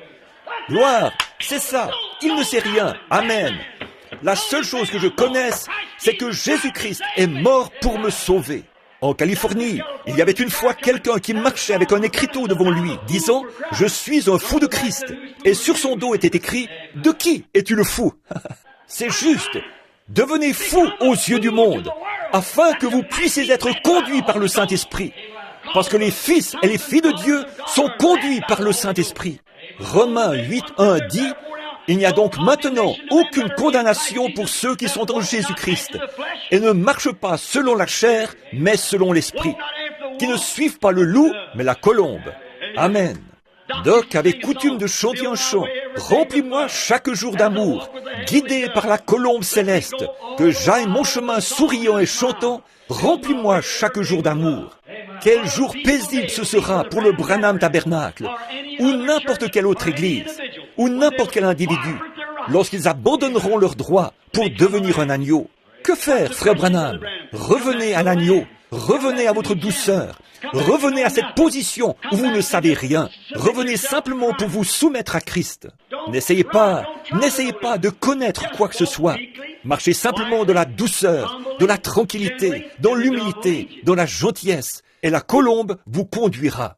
Mais lorsque vous vous mettez à écouter ce commérage, et dès que vous laissez cette colère monter, dès que vous pensez que vous avez le droit de faire ceci et cela, la colombe prend son envol et s'éloigne. Alors, vous ne l'avez plus. Maintenant, elle n'est pas très loin de vous ce matin, Église. Elle est perchée là-bas, dehors, sur le rameau de la paix, attendant que votre nature change. Amen. Ce dont vous avez besoin aujourd'hui, c'est d'abandonner tous vos droits. C'est de laisser Dieu vous étendre par terre et vous dépouiller de tous vos droits. Amen. Pouvez-vous vous imaginer un petit agneau avec toute sa toison sur lui? Cela représente ses droits, oui. Il souffre de la chaleur. On l'étend alors sur le banc du tondeur. Ils savent ce qu'il y a de meilleur pour lui. Ils lui retirent tous ses droits et le tondent complètement. Il a bien moins chaud maintenant et il se sent léger pour courir. Oh là là, il est heureux et gambade. Il s'amuse bien. Oui, monsieur. Si vous abandonnez vos droits, c'est ce que vous recevez ensuite. Mais vous devez abandonner vos droits et laisser la parole de Dieu vous dépouiller de tout ce qu'il y a de mondain en vous, vous débarrasser de toutes les habitudes du monde. Vous devenez alors une nouvelle créature en Christ. Il y a quelque temps, en Afrique, je parlais à un vieux saint. Il dit, « Frère Branham, je sais que vous croyez au surnaturel. » Je dis, « Certainement, mon frère. » Il dit, « Il y a des années, je croyais être quelqu'un. Je pensais être vraiment chrétien. Pour arriver à notre église, je devais gravir une colline. Après avoir garé ma petite voiture, je devais gravir une colline sur environ 300 ou 400 mètres et contourner des buissons, etc. pour y arriver. » Et il dit, « Nous avions une réunion de prière là-haut. » Il ajouta, « Je pensais être vraiment chrétien. Je connaissais toute la Bible. J'ai étudié tout l'hébreu. J'ai étudié toutes les prononciations exactes des mots. Si quelqu'un m'abordait pour parler de la Bible, je lui répondais du tac au tac. Je savais de quoi je parlais. Il dit, un soir, je montais à l'église. Il y avait eu beaucoup de conflits dans notre église. Il y avait des petits clans montés les uns contre les autres. Vous savez comment cela se produit? Je dis, oui, certainement. Il dit, sur mon chemin, en gravissant la colline, je réalisais soudain que quelqu'un me suivait. Et il dit, j'ai pensé attendre un petit peu pour permettre à cette personne de me rejoindre, afin de lui parler un peu en montant le chemin. Vous savez, c'est une bonne chose. Vous attendez juste un petit moment. Et il dit, comme je gravissais la colline, je vis un homme qui montait. Il portait un baluchon sur le dos, qui était beaucoup plus gros que lui. Cet homme était à bout de souffle. Il haletait. Il avançait à petits pas, essayant de monter. Et je lui dis, mon ami, puis-je vous aider à porter cette charge jusque sur la colline? Il répondit, non, c'est à moi de la porter. Je regardais ses mains. Alors dit-il, je sus que c'était une vision. Il avait des cicatrices aux mains. Alors je tombai par terre et dis, « Seigneur, est-ce que tu portes les péchés du monde dans ce sac ?» Il répondit, « Non, je porte seulement les tiens. J'essaie simplement de t'aider à gravir la colline, afin que tu puisses y arriver. » Il en est ainsi. Si nous regardions simplement autour de nous, nous découvririons qu'il est en train de porter les nôtres. Est-ce que cela ne vous fait pas vous sentir petit? Notre cœur méchant et cruel, juste parce que nous pouvons le faire. Il y a un certain temps, j'étais à la chasse. Comme vous le savez, j'aime chasser. Et il y avait un individu cruel dans cette région. C'était un type méchant. Il avait l'habitude de se moquer de moi, parce que je ne voulais pas tirer des biches et des fauns. Je lui disais, c'est brutal. Pourquoi ne veux-tu pas être un chasseur vraiment loyal et tirer plutôt sur les vieux mâles et les animaux qui sont vieux et prêts à mourir? Dieu nous les a donnés. Laisse ces jeunes mères et ces petits. Il disait, « Ah, prédicateur, tu es une poule mouillée !» Il me répétait cela sans cesse. Je disais, « Maintenant, regarde, si j'avais faim et que je désire un de ces fauns, je crois que Dieu me laisserait l'avoir. Mais tirer sur lui juste pour faire le malin, eh bien, il en remplissait tout un chariot. Pour appeler l'animal, il s'était fait une sorte de sifflet. Et quand il sifflait, ça faisait exactement le bruit d'un petit faon qui appelle. Un jour, nous étions ensemble dans les buissons et je lui fis honte. Je dis, à ta place, j'aurais honte de moi. Il tuait 8 à 10 fauns d'une seule fois s'il le pouvait, des biches et n'importe quoi, simplement pour faire le malin. Il en prélevait peut-être juste les quartiers de derrière et laissait le reste sur place. Je lui disais, tu ne devrais pas faire ça. Ah, me disait-il, vous autres prédicateurs, vous êtes trop poules mouillées. Un jour, il se tenait là, dans les buissons. Il saisit ce sifflet et fit entendre ce son. Cela ressemblait à un petit faon qui pleure. Et juste comme il faisait cela, une magnifique biche laissa apparaître sa tête et sortit du fourré. Vous pouviez voir ses jolis yeux bruns qui regardaient. Toute alarmée, elle regardait alentour. Le chasseur prit son fusil et épaula pour tirer la biche. Et celle-ci vit le chasseur. Mais vous savez quoi? Le cri de ce faon. Elle ne remarqua pas ce fusil. Elle cherchait ce bébé qui était en difficulté. Et vous savez, le fait qu'elle ait fait face à la mort en regardant la bouche de ce fusil démontre le véritable sentiment maternel et l'amour d'une mère.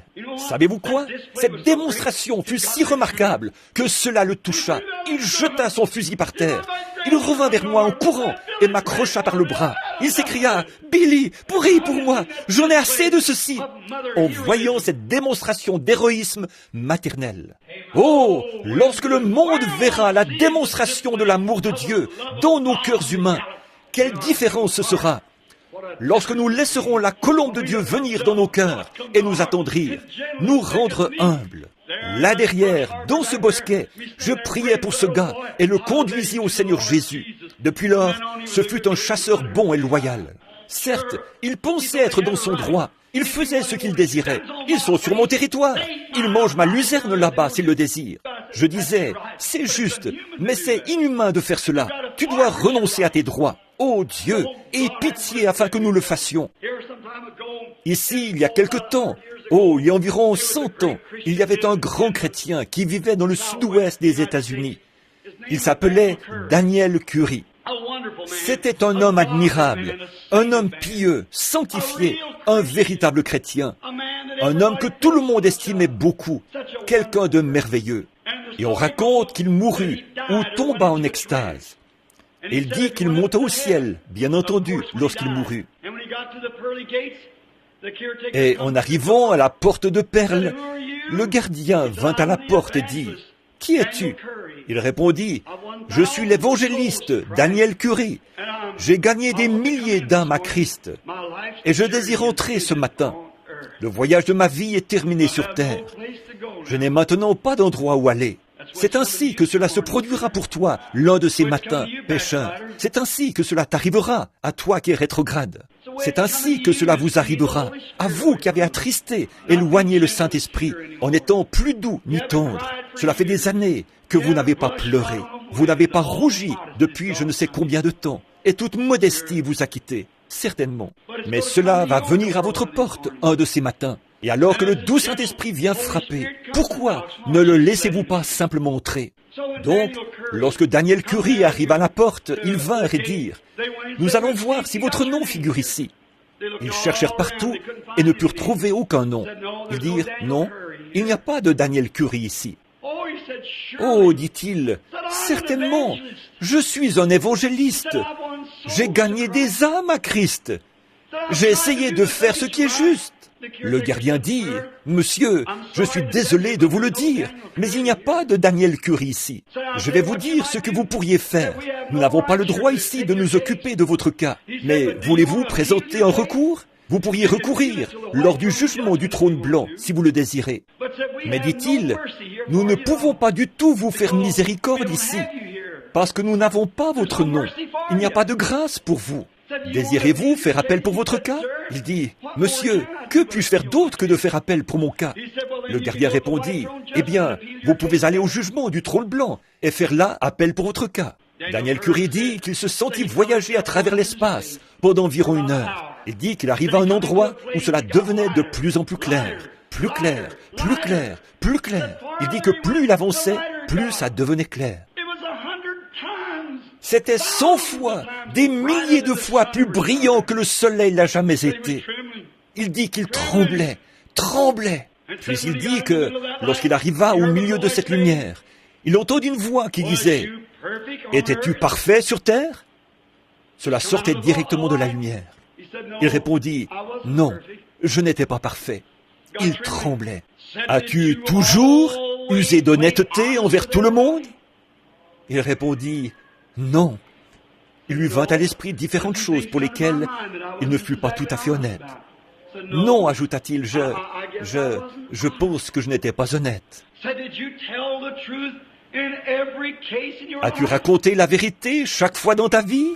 Il répondit, « Non. Je me souviens d'avoir raconté certaines choses qui n'étaient pas douteuses, qui étaient douteuses. Je n'ai jamais été tout à fait véridique. » Alors, as-tu jamais pris quelque chose qui ne t'appartenait pas? Une certaine chose? De l'argent? Ou autre chose qui ne t'appartenait pas?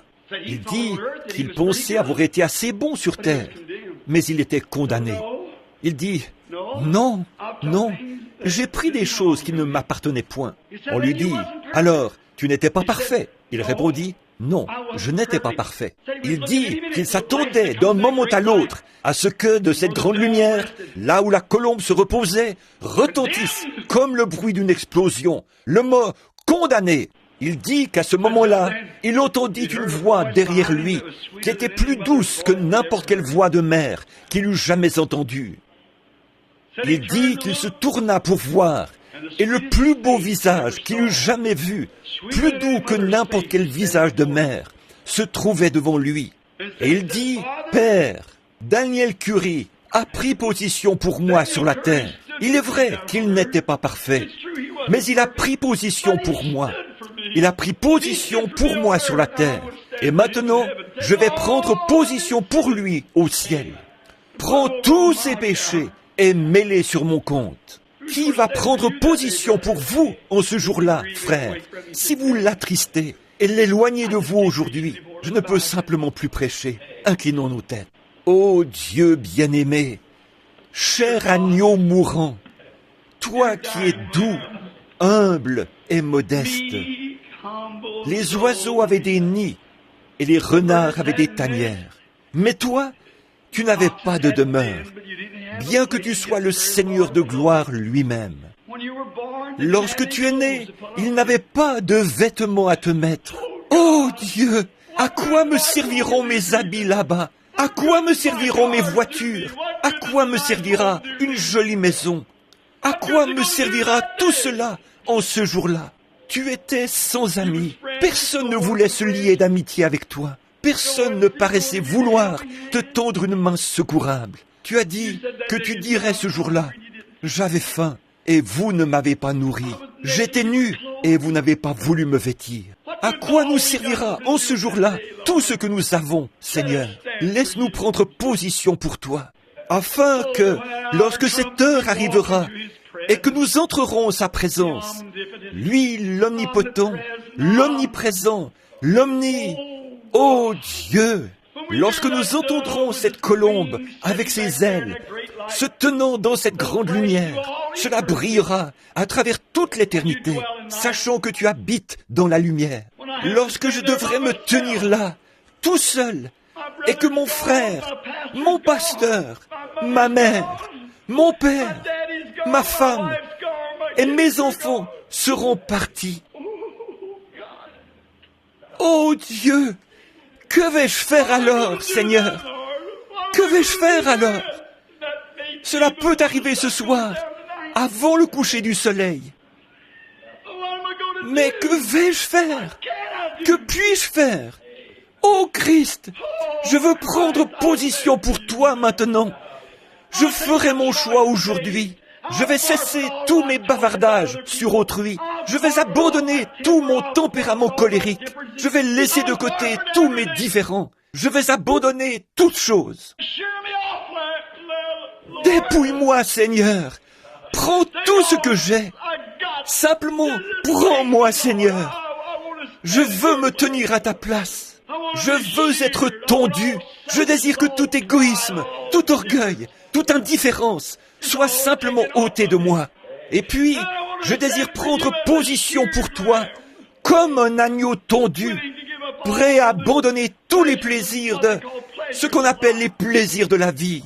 Toutes les danses, toutes les réceptions, tous les vêtements indécents, le fard, le rouge à lèvres, le vernis à ongles, toute cette indifférence qui ressemble au monde.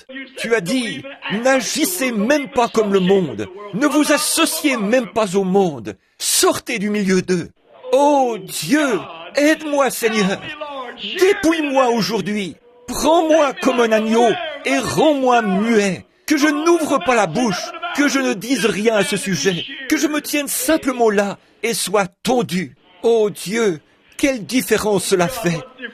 Je me souviens lorsqu'une fois tu m'as dépouillé. Tu as pris ma femme, mon petit enfant, mon père, mon frère. Tu m'as complètement dépouillé. Cependant, dans mon cœur, je savais que je t'aimais. Comme tu m'as béni et comme tu as été bon. Tout ce que je suis, tout ce que je pourrais être, ou tout ce que je serai, vient de toi. Oh Dieu, cela vient de toi. Je confesse mes erreurs. Je confesse tout ce que j'ai fait ou pensé. Dépouille-moi seulement, Seigneur. Je désire être ton agneau. Pas seulement ça, Seigneur, mais prends chaque personne ici ce matin, chaque brebis, et ceux qui auraient le désir d'être des brebis. Dépouille-les tous ce matin, Seigneur. Fixe leurs petites pattes au billot de l'Évangile. Puisse le Saint-Esprit les conduire à la repentance en ce moment même, et qu'ils sachent qu'ils ont été indifférents à l'égard de Dieu. Et puisse-t-il les dépouiller de toute indifférence, du monde et de toutes les choses du monde. Dépouille-nous de tout cela ce matin, Seigneur, afin qu'ayant moins chaud, nous puissions nous tenir tranquillement devant toi, comme des chrétiens nés de nouveau. Accorde-le, Seigneur. Je t'aime. Je veux y aller. Peu importe qu'il fasse chaud, que j'en ai envie ou non. Je veux y aller. Je désire prendre position pour toi, parce que je veux que tu plaides ma cause ce jour-là. Que tu dises, eh bien, il a pris position pour moi. Maintenant, je vais prendre position pour lui. Oh Dieu, accorde-le aujourd'hui. Et tandis que chaque tête est inclinée, et chaque cœur aussi, je me demande ce matin s'il y aurait quelqu'un ici qui réalise qu'il a essayé d'en faire à sa tête. Il a fait ces choses qu'il n'aurait pas dû faire. Alors si vous sentez simplement ce matin que vous aimeriez que le Seigneur vous dépouille et fasse de vous un agneau véritable, voudriez-vous lever la main? Dieu vous bénisse, madame. Dieu vous bénisse, frère. Dieu vous bénisse, frère. Quelqu'un d'autre voudrait-il dire, dépouille-moi, Seigneur. Me voici. Je suis une brebis. Je ne veux pas même ouvrir la bouche. Je désire seulement que tu retranches de moi tout ce qui est du monde. Dieu vous bénisse, frère. Dieu vous bénisse, madame. Dieu te bénisse, mon petit garçon. Dieu vous bénisse, madame. Dieu vous bénisse, sœur. Dépouille-moi, Seigneur. Sœur Gertie, Dieu vous bénisse, madame. Dieu vous bénisse, sœur. Dépouille-moi maintenant, Seigneur. Je désire que toutes les choses du monde, je désire prendre position pour toi ce matin. Je désire me tenir simplement comme une brebis tondue. Je veux que toutes les choses du monde soient retranchées de moi. Je désire t'appartenir et que tu m'appartiennes. Veux-tu me recevoir, Seigneur, alors que je lève la main vers toi? Dieu vous bénisse, madame. Dieu vous bénisse, monsieur. Dieu vous bénisse. Dieu vous bénisse, monsieur. Dieu vous bénisse, monsieur. Dieu vous bénisse, madame. Dieu vous bénisse, madame. Je vois votre main. Dieu vous bénisse, mon frère. Dieu vous bénisse, madame. C'est bien. Dieu vous bénisse, là-bas derrière, maman. Dieu vous bénisse, sœur. C'est juste. Soyez simplement honnête. Je désire que Dieu retranche de moi tout ce qui n'est pas tout à fait comme lui, tout motif égoïste, toute indifférence. Je désire qu'il me tonde complètement ce matin. Je veux être comme lui, peu m'importe que ce soit des droits ou non. Je n'ai aucun droit. Je ne possède qu'un seul droit, c'est de venir à lui. Il prend le reste.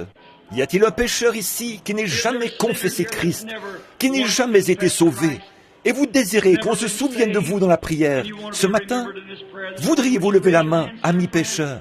Dieu vous bénisse. Un autre, levez la main et dites, souvenez-vous de moi, frère Branham. Je ne suis pas chrétien et je ne sais pas à quel moment je devrais rencontrer Dieu. Et je désire qu'on se souvienne de moi dans la prière, en ce moment même, alors que vous terminez. Voulez-vous lever la main afin que je prie pour vous? Il voit. Dieu vous bénisse, ma petite dame. Dieu vous bénisse, madame. Dieu vous bénisse, monsieur. Quelqu'un d'autre? Je désire être. Je désire. Combien ici sont rétrogrades? Oh, direz-vous, je n'admettrai pas cela, frère Branham. Mais regardez, si cette colombe de la douceur vous a quitté, frère, il y a quelque chose qui ne va pas. Il y a quelque chose qui ne va pas. Lorsque vous ne pouvez pas vous supporter les uns les autres, lorsque vous ne pouvez pas pardonner à chaque personne du plus profond de votre cœur, quoi qu'ils aient fait ou qu'ils aient dit, si vous ne pouvez leur pardonner du plus profond, Jésus a dit, si vous ne pardonnez pas à chacun ses offenses de tout votre cœur, votre Père Céleste ne vous pardonnera pas non plus. Qu'arriverait-il si par cette chaleur, qu'arriverait-il si Dieu vous appelait aujourd'hui, tandis qu'il y a une fontaine ouverte, une église prête, le Saint-Esprit se tenant ici sur le pignon de ce bâtiment, prêt à descendre sur le champ, à revenir dans votre cœur et vous rendre doux et paisible. Que dois-je faire, frère Branham? Devenez simplement un agneau. Le Saint-Esprit descendra immédiatement lorsque vous deviendrez un agneau. Mais si vous avez de mauvais motifs ou de mauvaises idées que vous voulez en faire à votre tête et que vous n'êtes pas prêt à abandonner cela, alors le Saint-Esprit ne viendra jamais. Maintenant, avec nos têtes inclinées, je me demande s'il y a quelqu'un parmi vous qui avait levé la main. Jésus a dit, « Celui qui écoute mes paroles et qui croit à celui qui m'a envoyé a la vie éternelle et ne viendra jamais en jugement, mais il est passé de la mort à la vie. » Jean 5, 24. Mais maintenant, si vous aimeriez venir à l'autel, agenouillez-vous ici et prions ensemble pour que ce sentiment doux et paisible que vous avez possédé une fois ou que vous aimeriez posséder vienne à nouveau en vous. Tandis que nous gardons nos têtes inclinées et que nous chantons, il y a une fontaine remplie de sang. Je désire que vous veniez vous agenouiller pour prier. Tous ceux qui désirent venir maintenant, agenouillez-vous ici à la balustrade de l'autel et priez quelques instants.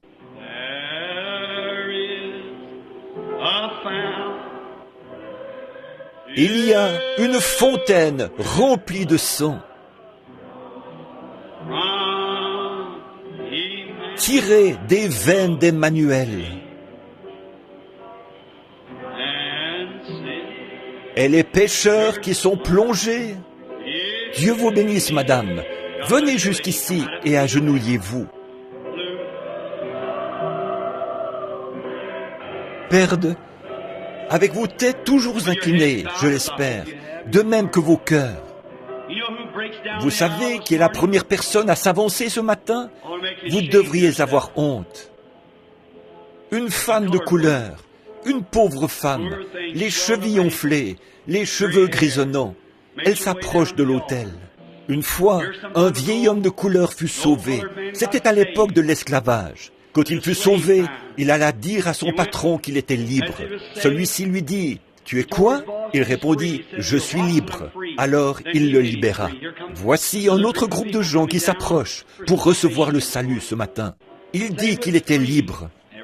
Que tout le monde soit en prière et prie intensément, voulez-vous, pendant que le Saint-Esprit traite avec les gens qui prennent une décision. Il dit, « Mose, as-tu dit que tu étais libre ?» Il répondit, « Oui, monsieur le patron, je suis libre. » « Si tu es libre, dit-il, alors je m'en vais te libérer aussi. Va prêcher l'Évangile. » Lorsqu'il fut sur le point de mourir, beaucoup de ses frères blancs vinrent le voir, et il leur dit, il pensait qu'il avait été dans le coma. Lorsqu'il se réveilla, il dit, je pensais être parti. Dieu vous bénisse mon frère, agenouillez-vous simplement. Il dit, je pensais être déjà parti. Ils lui dirent, qu'as-tu vu, Mose? Il répondit, quand j'ai passé la porte, je l'ai vu, et je suis resté là à le regarder. Un ange s'est alors avancé et a dit, viens, Mose, tu as prêché l'évangile pendant bien des années. Il y a une robe, une couronne qui t'attendent. Il dit, ne me parlez pas de robe et de couronne. Je ne veux ni robe, ni couronne. Je désire seulement le regarder. Je pense que c'est l'attitude de n'importe quel chrétien. Il y a quelque temps, je me trouvais dans un colisée, ou plutôt un musée, non loin de Chicago, et je regardais tout ce qu'il y avait là. J'aperçus un vieux noir, avec une petite couronne de cheveux blancs sur la tête. Il se promenait là, son chapeau à la main. Je le regardais. Il regarda à l'intérieur de quelque chose, puis recula brusquement, et des larmes commencèrent à couler sur ses vieilles joues noires. Il commença à prier. Je l'observai quelques instants. Il regarda à nouveau et se remit à pleurer. Je m'avançai et dis, « Monsieur ?» Il dit, « Oui, mon ami blanc. » Je dis, « Je vois que vous êtes... Qu'est-ce qui vous a tant ému? Qu'est-ce qui vous a pareillement émotionné ?» Il répondit, « Monsieur, si vous pouviez toucher mon côté, vous y sentiriez des cales. » Il dit, « Jadis, j'étais un esclave.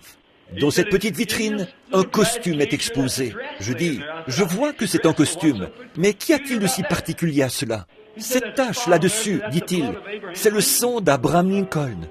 Eh bien, ce sang m'a libéré de ma ceinture d'esclave. » Il ajouta, « Alors, homme blanc, cela n'aurait-il pas de quoi vous émouvoir aussi ?» Je mis mon bras autour de son vieux cou et je dis, « Dieu vous bénisse, frère. Je connais un autre sang qui m'émeut. » Il dit, « Je connais aussi ce sang, monsieur. » Je dis, « Il m'a libéré d'une ceinture d'esclavage. » Autrefois, je sortais le dimanche et allais faire de la vitesse. Je me comportais mal et racontais des plaisanteries grossières. Oh Dieu, comment ai-je pu faire ça? Il y a encore des cicatrices dans mon cœur à cause de cela. Mais je suis heureux qu'il m'ait ôté cette ceinture. Tout cela a disparu maintenant. Il a pris ma place. Ici, il y a quelque temps, je regardais une femme qui était si vulgaire que j'avais envie de la condamner. Et Dieu me donna une vision qui me fit alors prier pour elle. Lorsque je vis que mes péchés étaient aussi grands que les siens, je m'avançai et m'assis à côté d'elle. Elle lui fit honte. Je lui dis que j'étais pasteur. Ses deux amis, elle avait environ 65 ou 70 ans, et ses deux amis s'agenouillèrent là, et ils donnèrent tous leur cœur à Christ. Oh là là, quelle différence! Ne le voulez-vous pas? Avez-vous tellement péché ce matin? Votre cœur est-il devenu si noir et si sale que même le Saint-Esprit ne peut pas le toucher?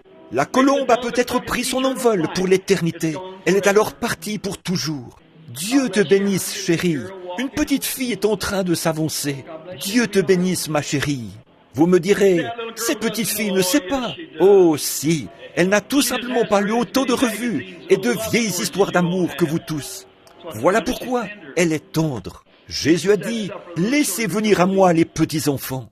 Quelqu'un d'autre aimerait-il venir se joindre à nous ce matin? L'autel est ouvert. Encore un instant, tandis que nous chantons de nouveau. Et ensuite, nous allons offrir une prière pendant que ces pécheurs repentants prient.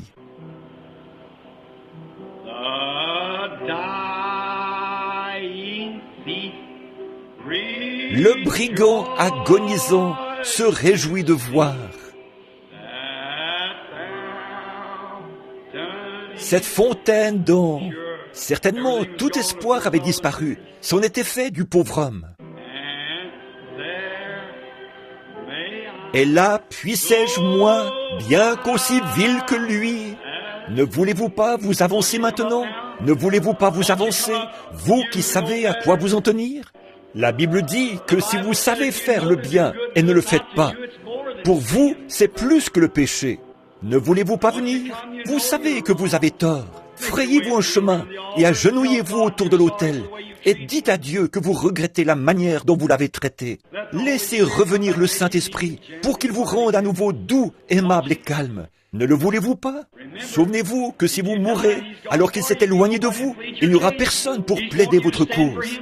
Il désire que vous preniez position pour lui ce matin.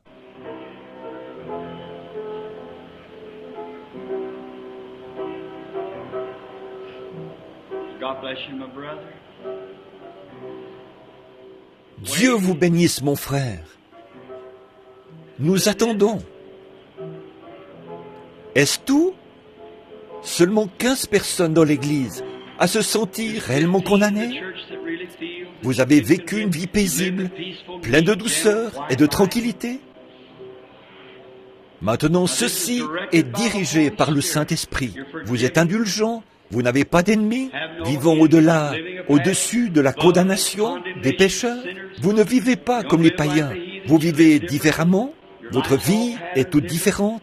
Le doux Saint-Esprit est assis sur le trône de votre cœur, vous faisant vivre dans la paix, le calme et l'affection avec tout le monde.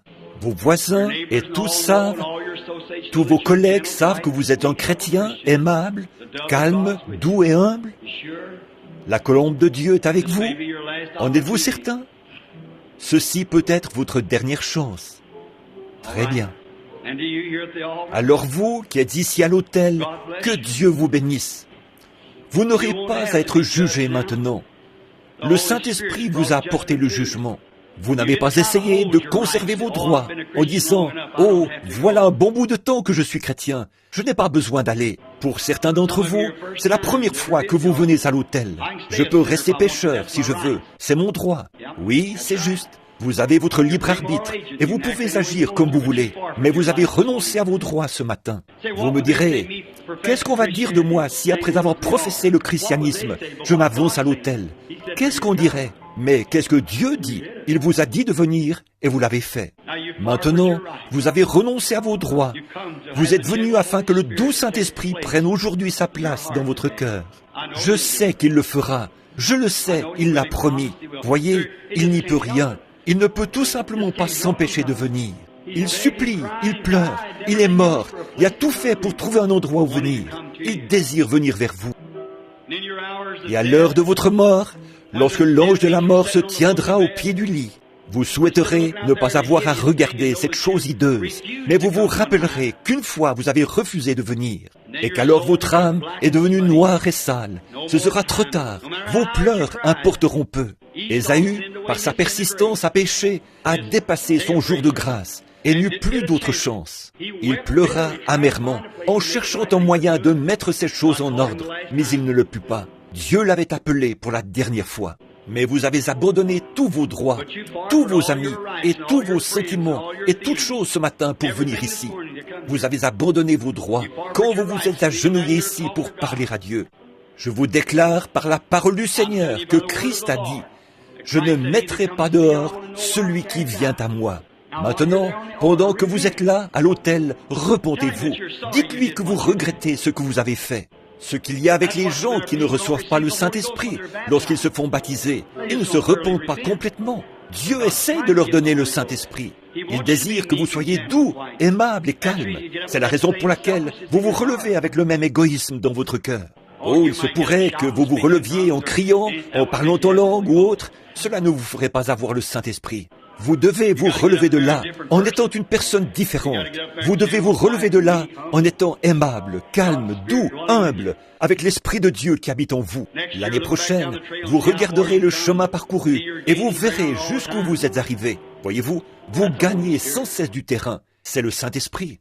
Le Saint-Esprit est l'amour, la joie, la paix, la longanimité, la douceur, la bienveillance, la patience, la foi. Maintenant, repentez-vous tout simplement et dites à Dieu que vous désirez cela tout de suite. Il le fera. Toi, fillette qui est là, ma petite chérie, fais la même chose.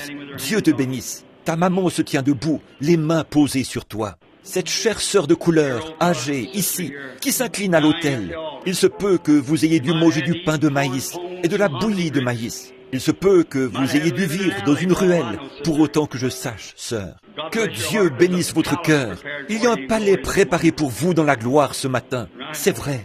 En regardant vers l'autel, je vois une femme aux cheveux grisonnants, une jeune femme, la tête inclinée, une femme aux cheveux tout blancs. Oh Dieu! Je vois des hommes qui s'agenouillent et plusieurs autres ici. Repentez-vous simplement. Dites-lui que vous regrettez. Dites-lui que vous ne le ferez plus jamais. Par sa grâce, à partir d'aujourd'hui, vous mettrez un terme à tous vos différends. Vous voulez être doux et paisible. Vous voulez être humble et aller là où il vous conduit. Et lorsque les gens diront quelque chose, peu importe si cela a l'air juste, vous allez abandonner les droits que vous avez de parler de votre prochain. Vous allez parler de Jésus. Vous allez simplement faire ce qui est juste. Vous ne sortirez pas en ayant l'air d'un meurtrier. Vous ne sortirez pas pour vous jeter sur l'innocent.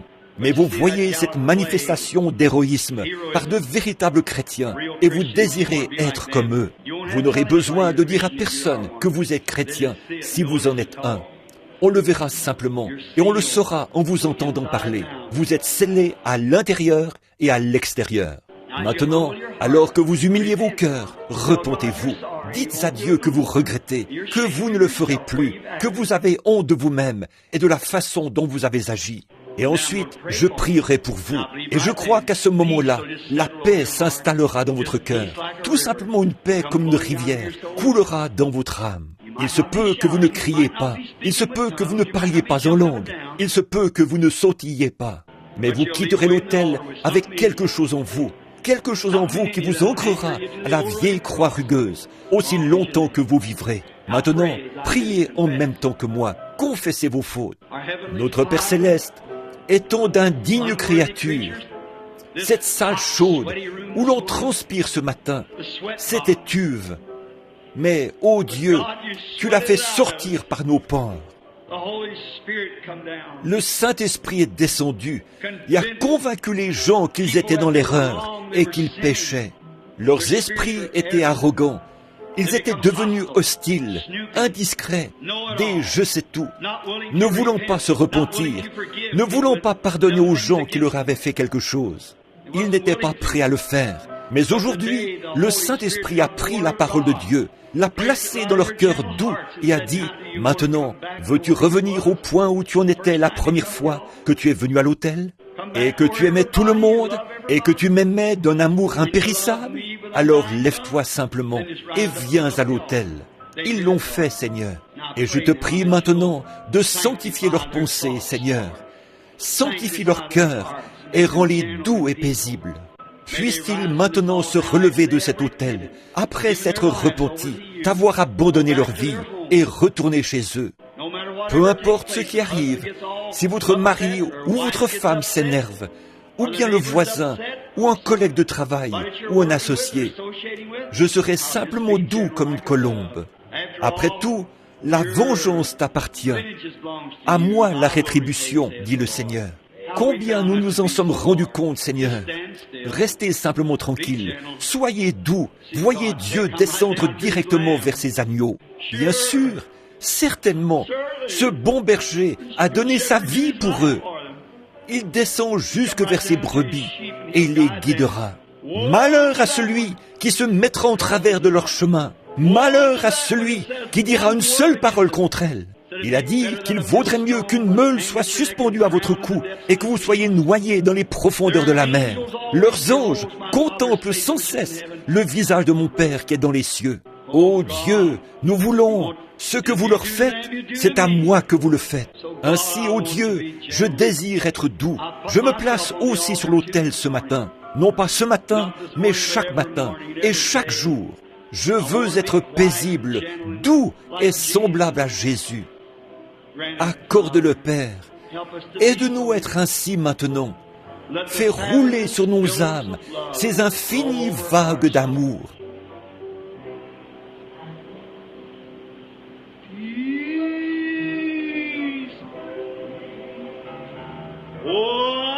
Paix, paix, merveilleuse paix.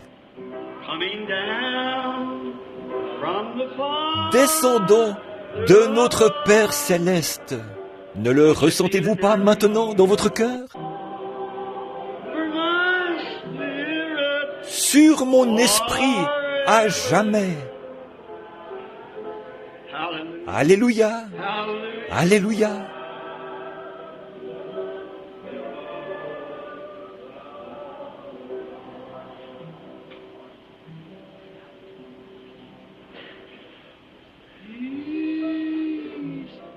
Paix, paix, merveilleuse paix. Sœur Gertie a dit de dire à toute l'Église qu'elle se sent aussi condamnée, mais elle fait du piano son autel, étant donné que le piano est son autel. Elle a dit, dites à l'Église de prier pour moi, alors qu'elle est assise là, les larmes coulant sur ses lunettes. Cette chair est mon autel. Je me suis aussi repenti. Ma Bible est mouillée. Ô Dieu, paix, paix de Dieu.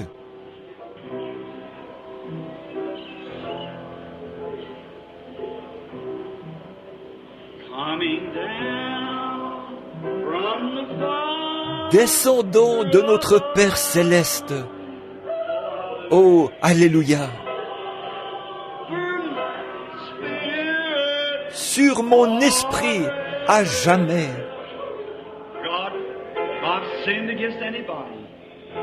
Ô Dieu, si j'ai péché contre quelqu'un, contre toi, ôte cela, Seigneur. Enlève le péché de ma petite église ce matin.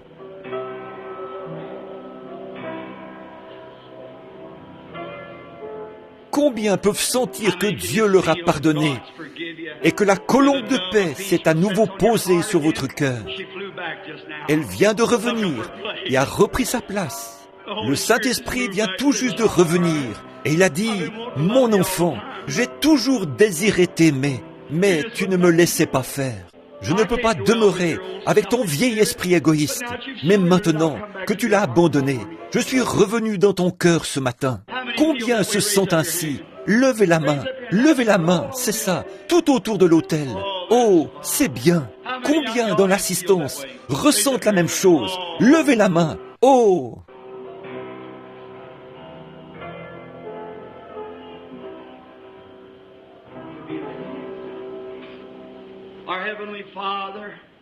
Être comme Jésus. Notre Père Céleste, nous te remercions pour ce moment de douce consécration. C'est comme si on prenait une pomme dans la main, qu'on la broyait, qu'on l'écrasait jusqu'à ce qu'elle devienne molle. Si molle qu'un petit bébé pourrait s'asseoir et la manger. C'est ainsi que nous voulons que nos cœurs soient, Seigneur. Prends-le dans ta main qui porte la cicatrice des clous. Écrase-le en disant, « Mon enfant, ne vois-tu pas que tu m'as blessé ? Tu m'as blessé lorsque tu es ainsi sorti de tes gonds. Tu me blessais. Oh, mon cœur a saigné pour toi, enfant, lorsque je t'ai vu faire telle et telle chose. Mais maintenant que j'ai ton cœur dans ma main, je désire le rendre vraiment doux. Je désire le rendre de telle façon que je puisse l'utiliser et y vivre. Je désire revenir sur le perchoir ce matin. Je désire revenir et demeurer, faire ma demeure en toi. Accorde-le, ô Dieu. Nous t'aimons. Accorde-le pour ta gloire. Nous le demandons au nom de Jésus.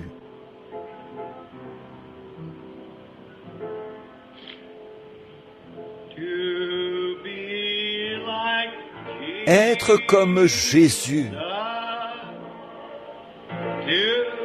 N'aimez-vous pas simplement adorer ainsi?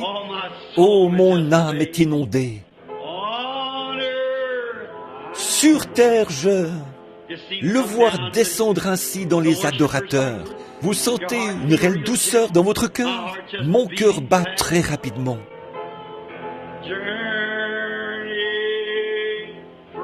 Voyage de la terre à la gloire.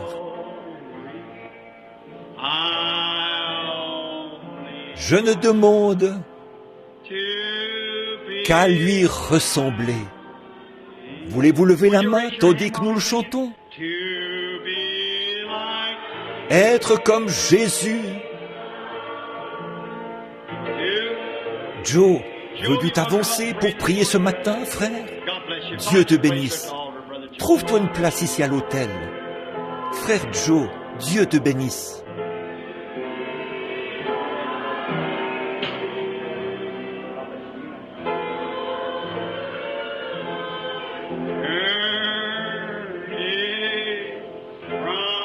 Voyage de la terre à la gloire.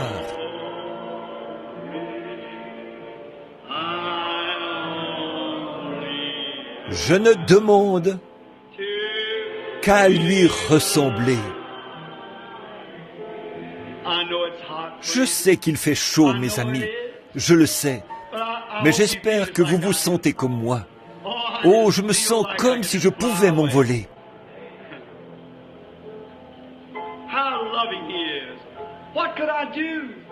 Comme il est affectueux. Que pourrais-je faire? Où irais-je? Oh Dieu!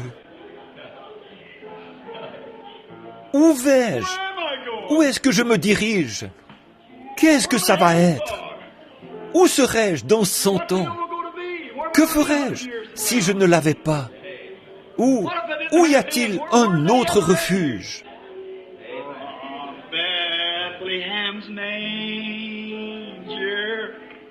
De la crèche de Bethléem sortit un étranger. Sur terre, je languis d'être comme lui. Pendant tout mon voyage, de la terre à la gloire,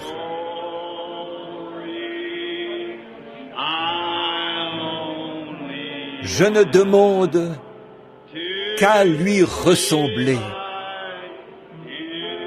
Tous ensemble maintenant, être comme Jésus.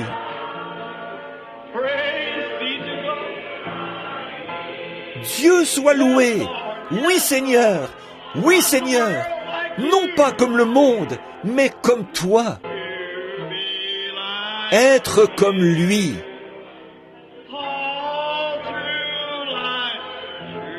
Pendant tout mon voyage, de la terre à la gloire, je ne demande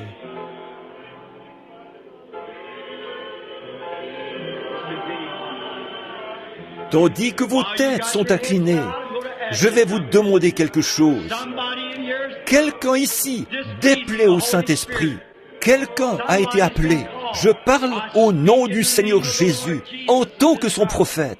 Je peux sentir son cœur blessé. Quelqu'un dans l'auditoire lui a désobéi. Quelqu'un qui aurait dû venir. Ne voulez-vous pas venir maintenant? Pendant tout mon voyage Oui, sœur, mais il y en a encore d'autres que vous. Gloire. Je ne demande qu'à lui ressembler. Juste être comme Jésus. Ceci est mon seul désir, être doux et humble, modeste comme lui. Sur terre, Ne voulez-vous pas vous avancer maintenant? Dieu veut vous voir vous déplacer. Un certain nombre d'entre vous, je savais que vous viendriez. Que Dieu vous bénisse, que Dieu vous bénisse, que Dieu vous bénisse. C'est cela. Je regardais au-dessus de cet auditoire. Il y avait là l'ombre noire la plus terrible que j'ai jamais vue. Le Saint-Esprit est ici maintenant. Il est sur moi en ce moment même. Attristons le Saint-Esprit. Être comme Jésus. Qu'a-t-il fait? Il est allé là où le Père l'a conduit. Dieu vous bénisse, frère. Dieu vous bénisse, mon frère. C'est juste. Venez jusqu'ici et agenouillez-vous. Sur terre, je languis. Maintenant, c'est le moment de confesser ses fautes, de se remettre d'aplomb, de se mettre en ordre, comme on le faisait dans le passé. Venez donc. Je sens toujours qu'il y en a encore là. Que Dieu vous bénisse, madame. Dieu vous bénisse, madame. Dieu vous bénisse. Dieu vous bénisse. Dieu vous bénisse. C'est juste. Le Saint-Esprit a toujours raison. Venez. C'est juste. Avancez-vous. Lui, Être comme Jésus. Être comme, oui, Jésus. Sur terre,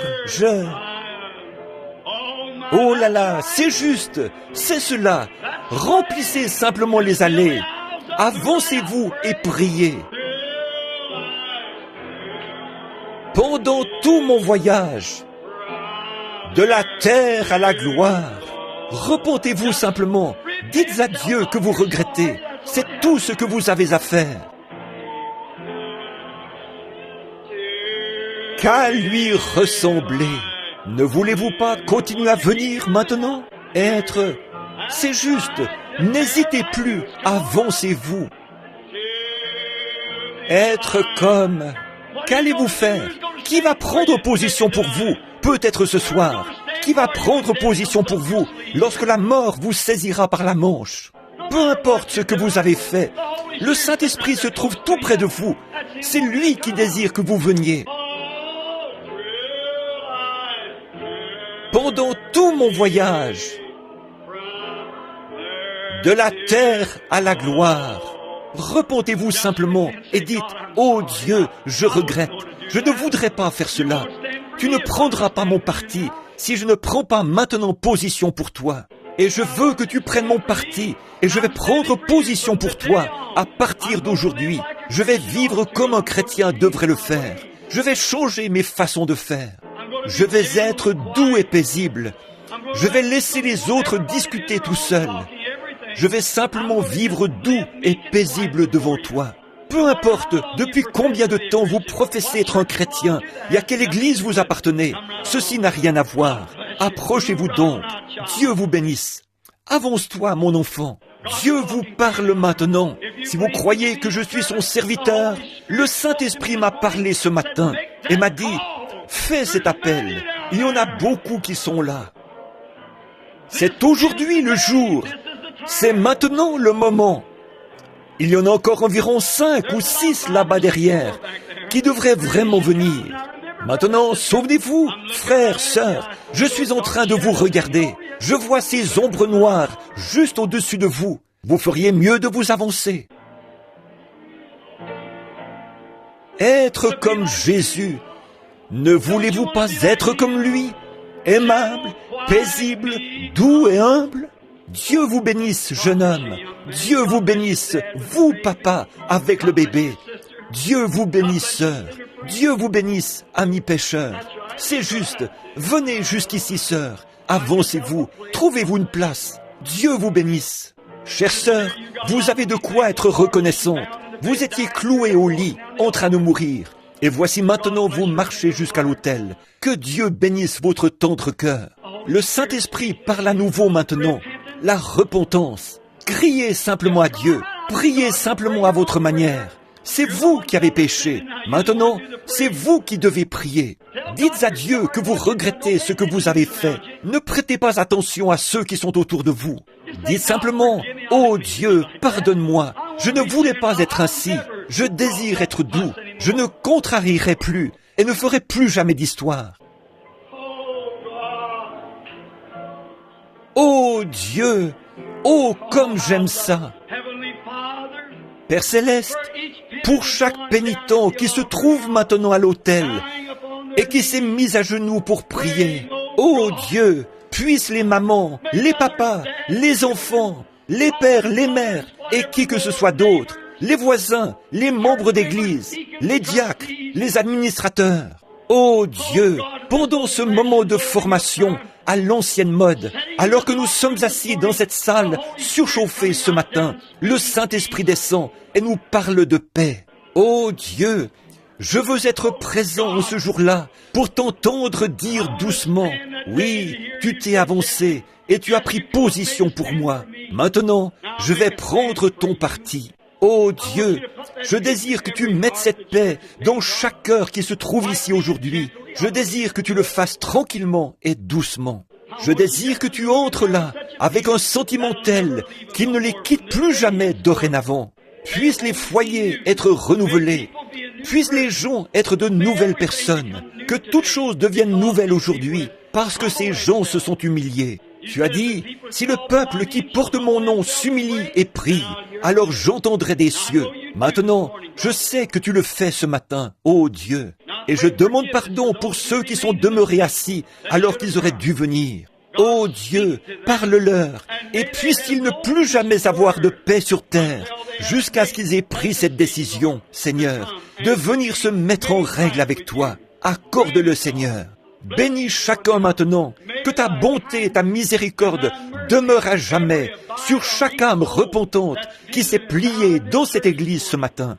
Ô divin Père, j'ai fait ceci selon ton ordre. J'ai appelé ces gens, ils se sont levés. Tu as dit, celui qui rendra témoignage de moi devant les hommes, je rendrai témoignage de lui devant mon Père et les saints anges. Beaucoup parmi ceux-ci sont des chrétiens depuis des années, mais ils sont debout ce matin pour témoigner de leurs péchés et de leurs mauvaises actions. Ils sont devenus impossibles à aimer. Le Saint-Esprit s'est retiré d'eux. Et bien des fois, ils ne peuvent pas sentir ce sentiment de bonté, de douceur, d'humilité qu'ils devraient ressentir. Beaucoup étaient des pécheurs qui sont venus pour la première fois, mais ô Père, ils veulent ce merveilleux sentiment, la paix qui surpasse toute intelligence. Donne-la leur aujourd'hui, Seigneur Dieu, et puissent-ils tous ensemble être aimables et remplis de ton esprit, alors qu'ils quittent cet endroit aujourd'hui pour aller vers leurs demeures respectives, vivre une vie différente, être des personnes différentes. Nous demandons ceci au nom de Christ. De la place à la fontaine. Très bien, vous qui êtes à l'autel, relevez-vous, regardez au Seigneur Dieu, tournez-vous et serrez la main à ceux qui sont autour de vous. Oh, nous allons chanter maintenant tous ensemble, alors que nous nous levons juste un moment avant le service de guérison. De la place, de la place. Oui, il y a de la place. Il y a de la place à la fontaine pour toi. De la place, de la place. Oui, il y a de la place. Il y a de la place à la fontaine pour toi. Tous ensemble. De la place, de la place. Oui, il y a de la place. Il y a de la place à la fontaine pour toi. De la place, de la place.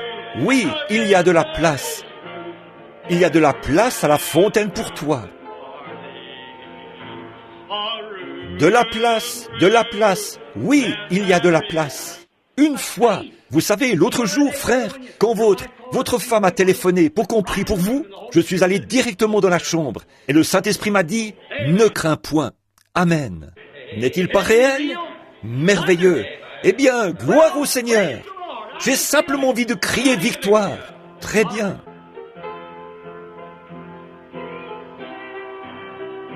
Et son sang lave plus blanc. Tu as quelque chose à dire?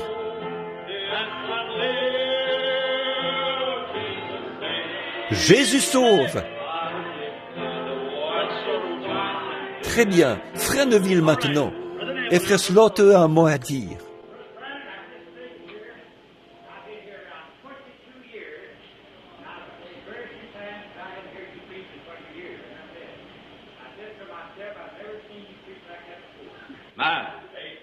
Thank the Lord. Praise the Lord. Amen.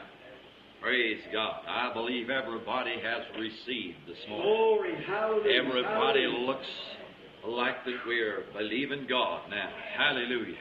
Feel this good blessing and anointing up here on the platform. Feel like Peter, if it wasn't for the selfishness, would build 3 tabernacles and remain here. Amen. This is wonderful. Everybody has received. Gloire au Seigneur. Everybody stand where Gloire. Alléluia. Amen. Remember Alléluia. the services tonight. Je serai probablement ici ce soir également. Oui, pour autant que je le sache, je serai ici, à moins que je sois appelé quelque part.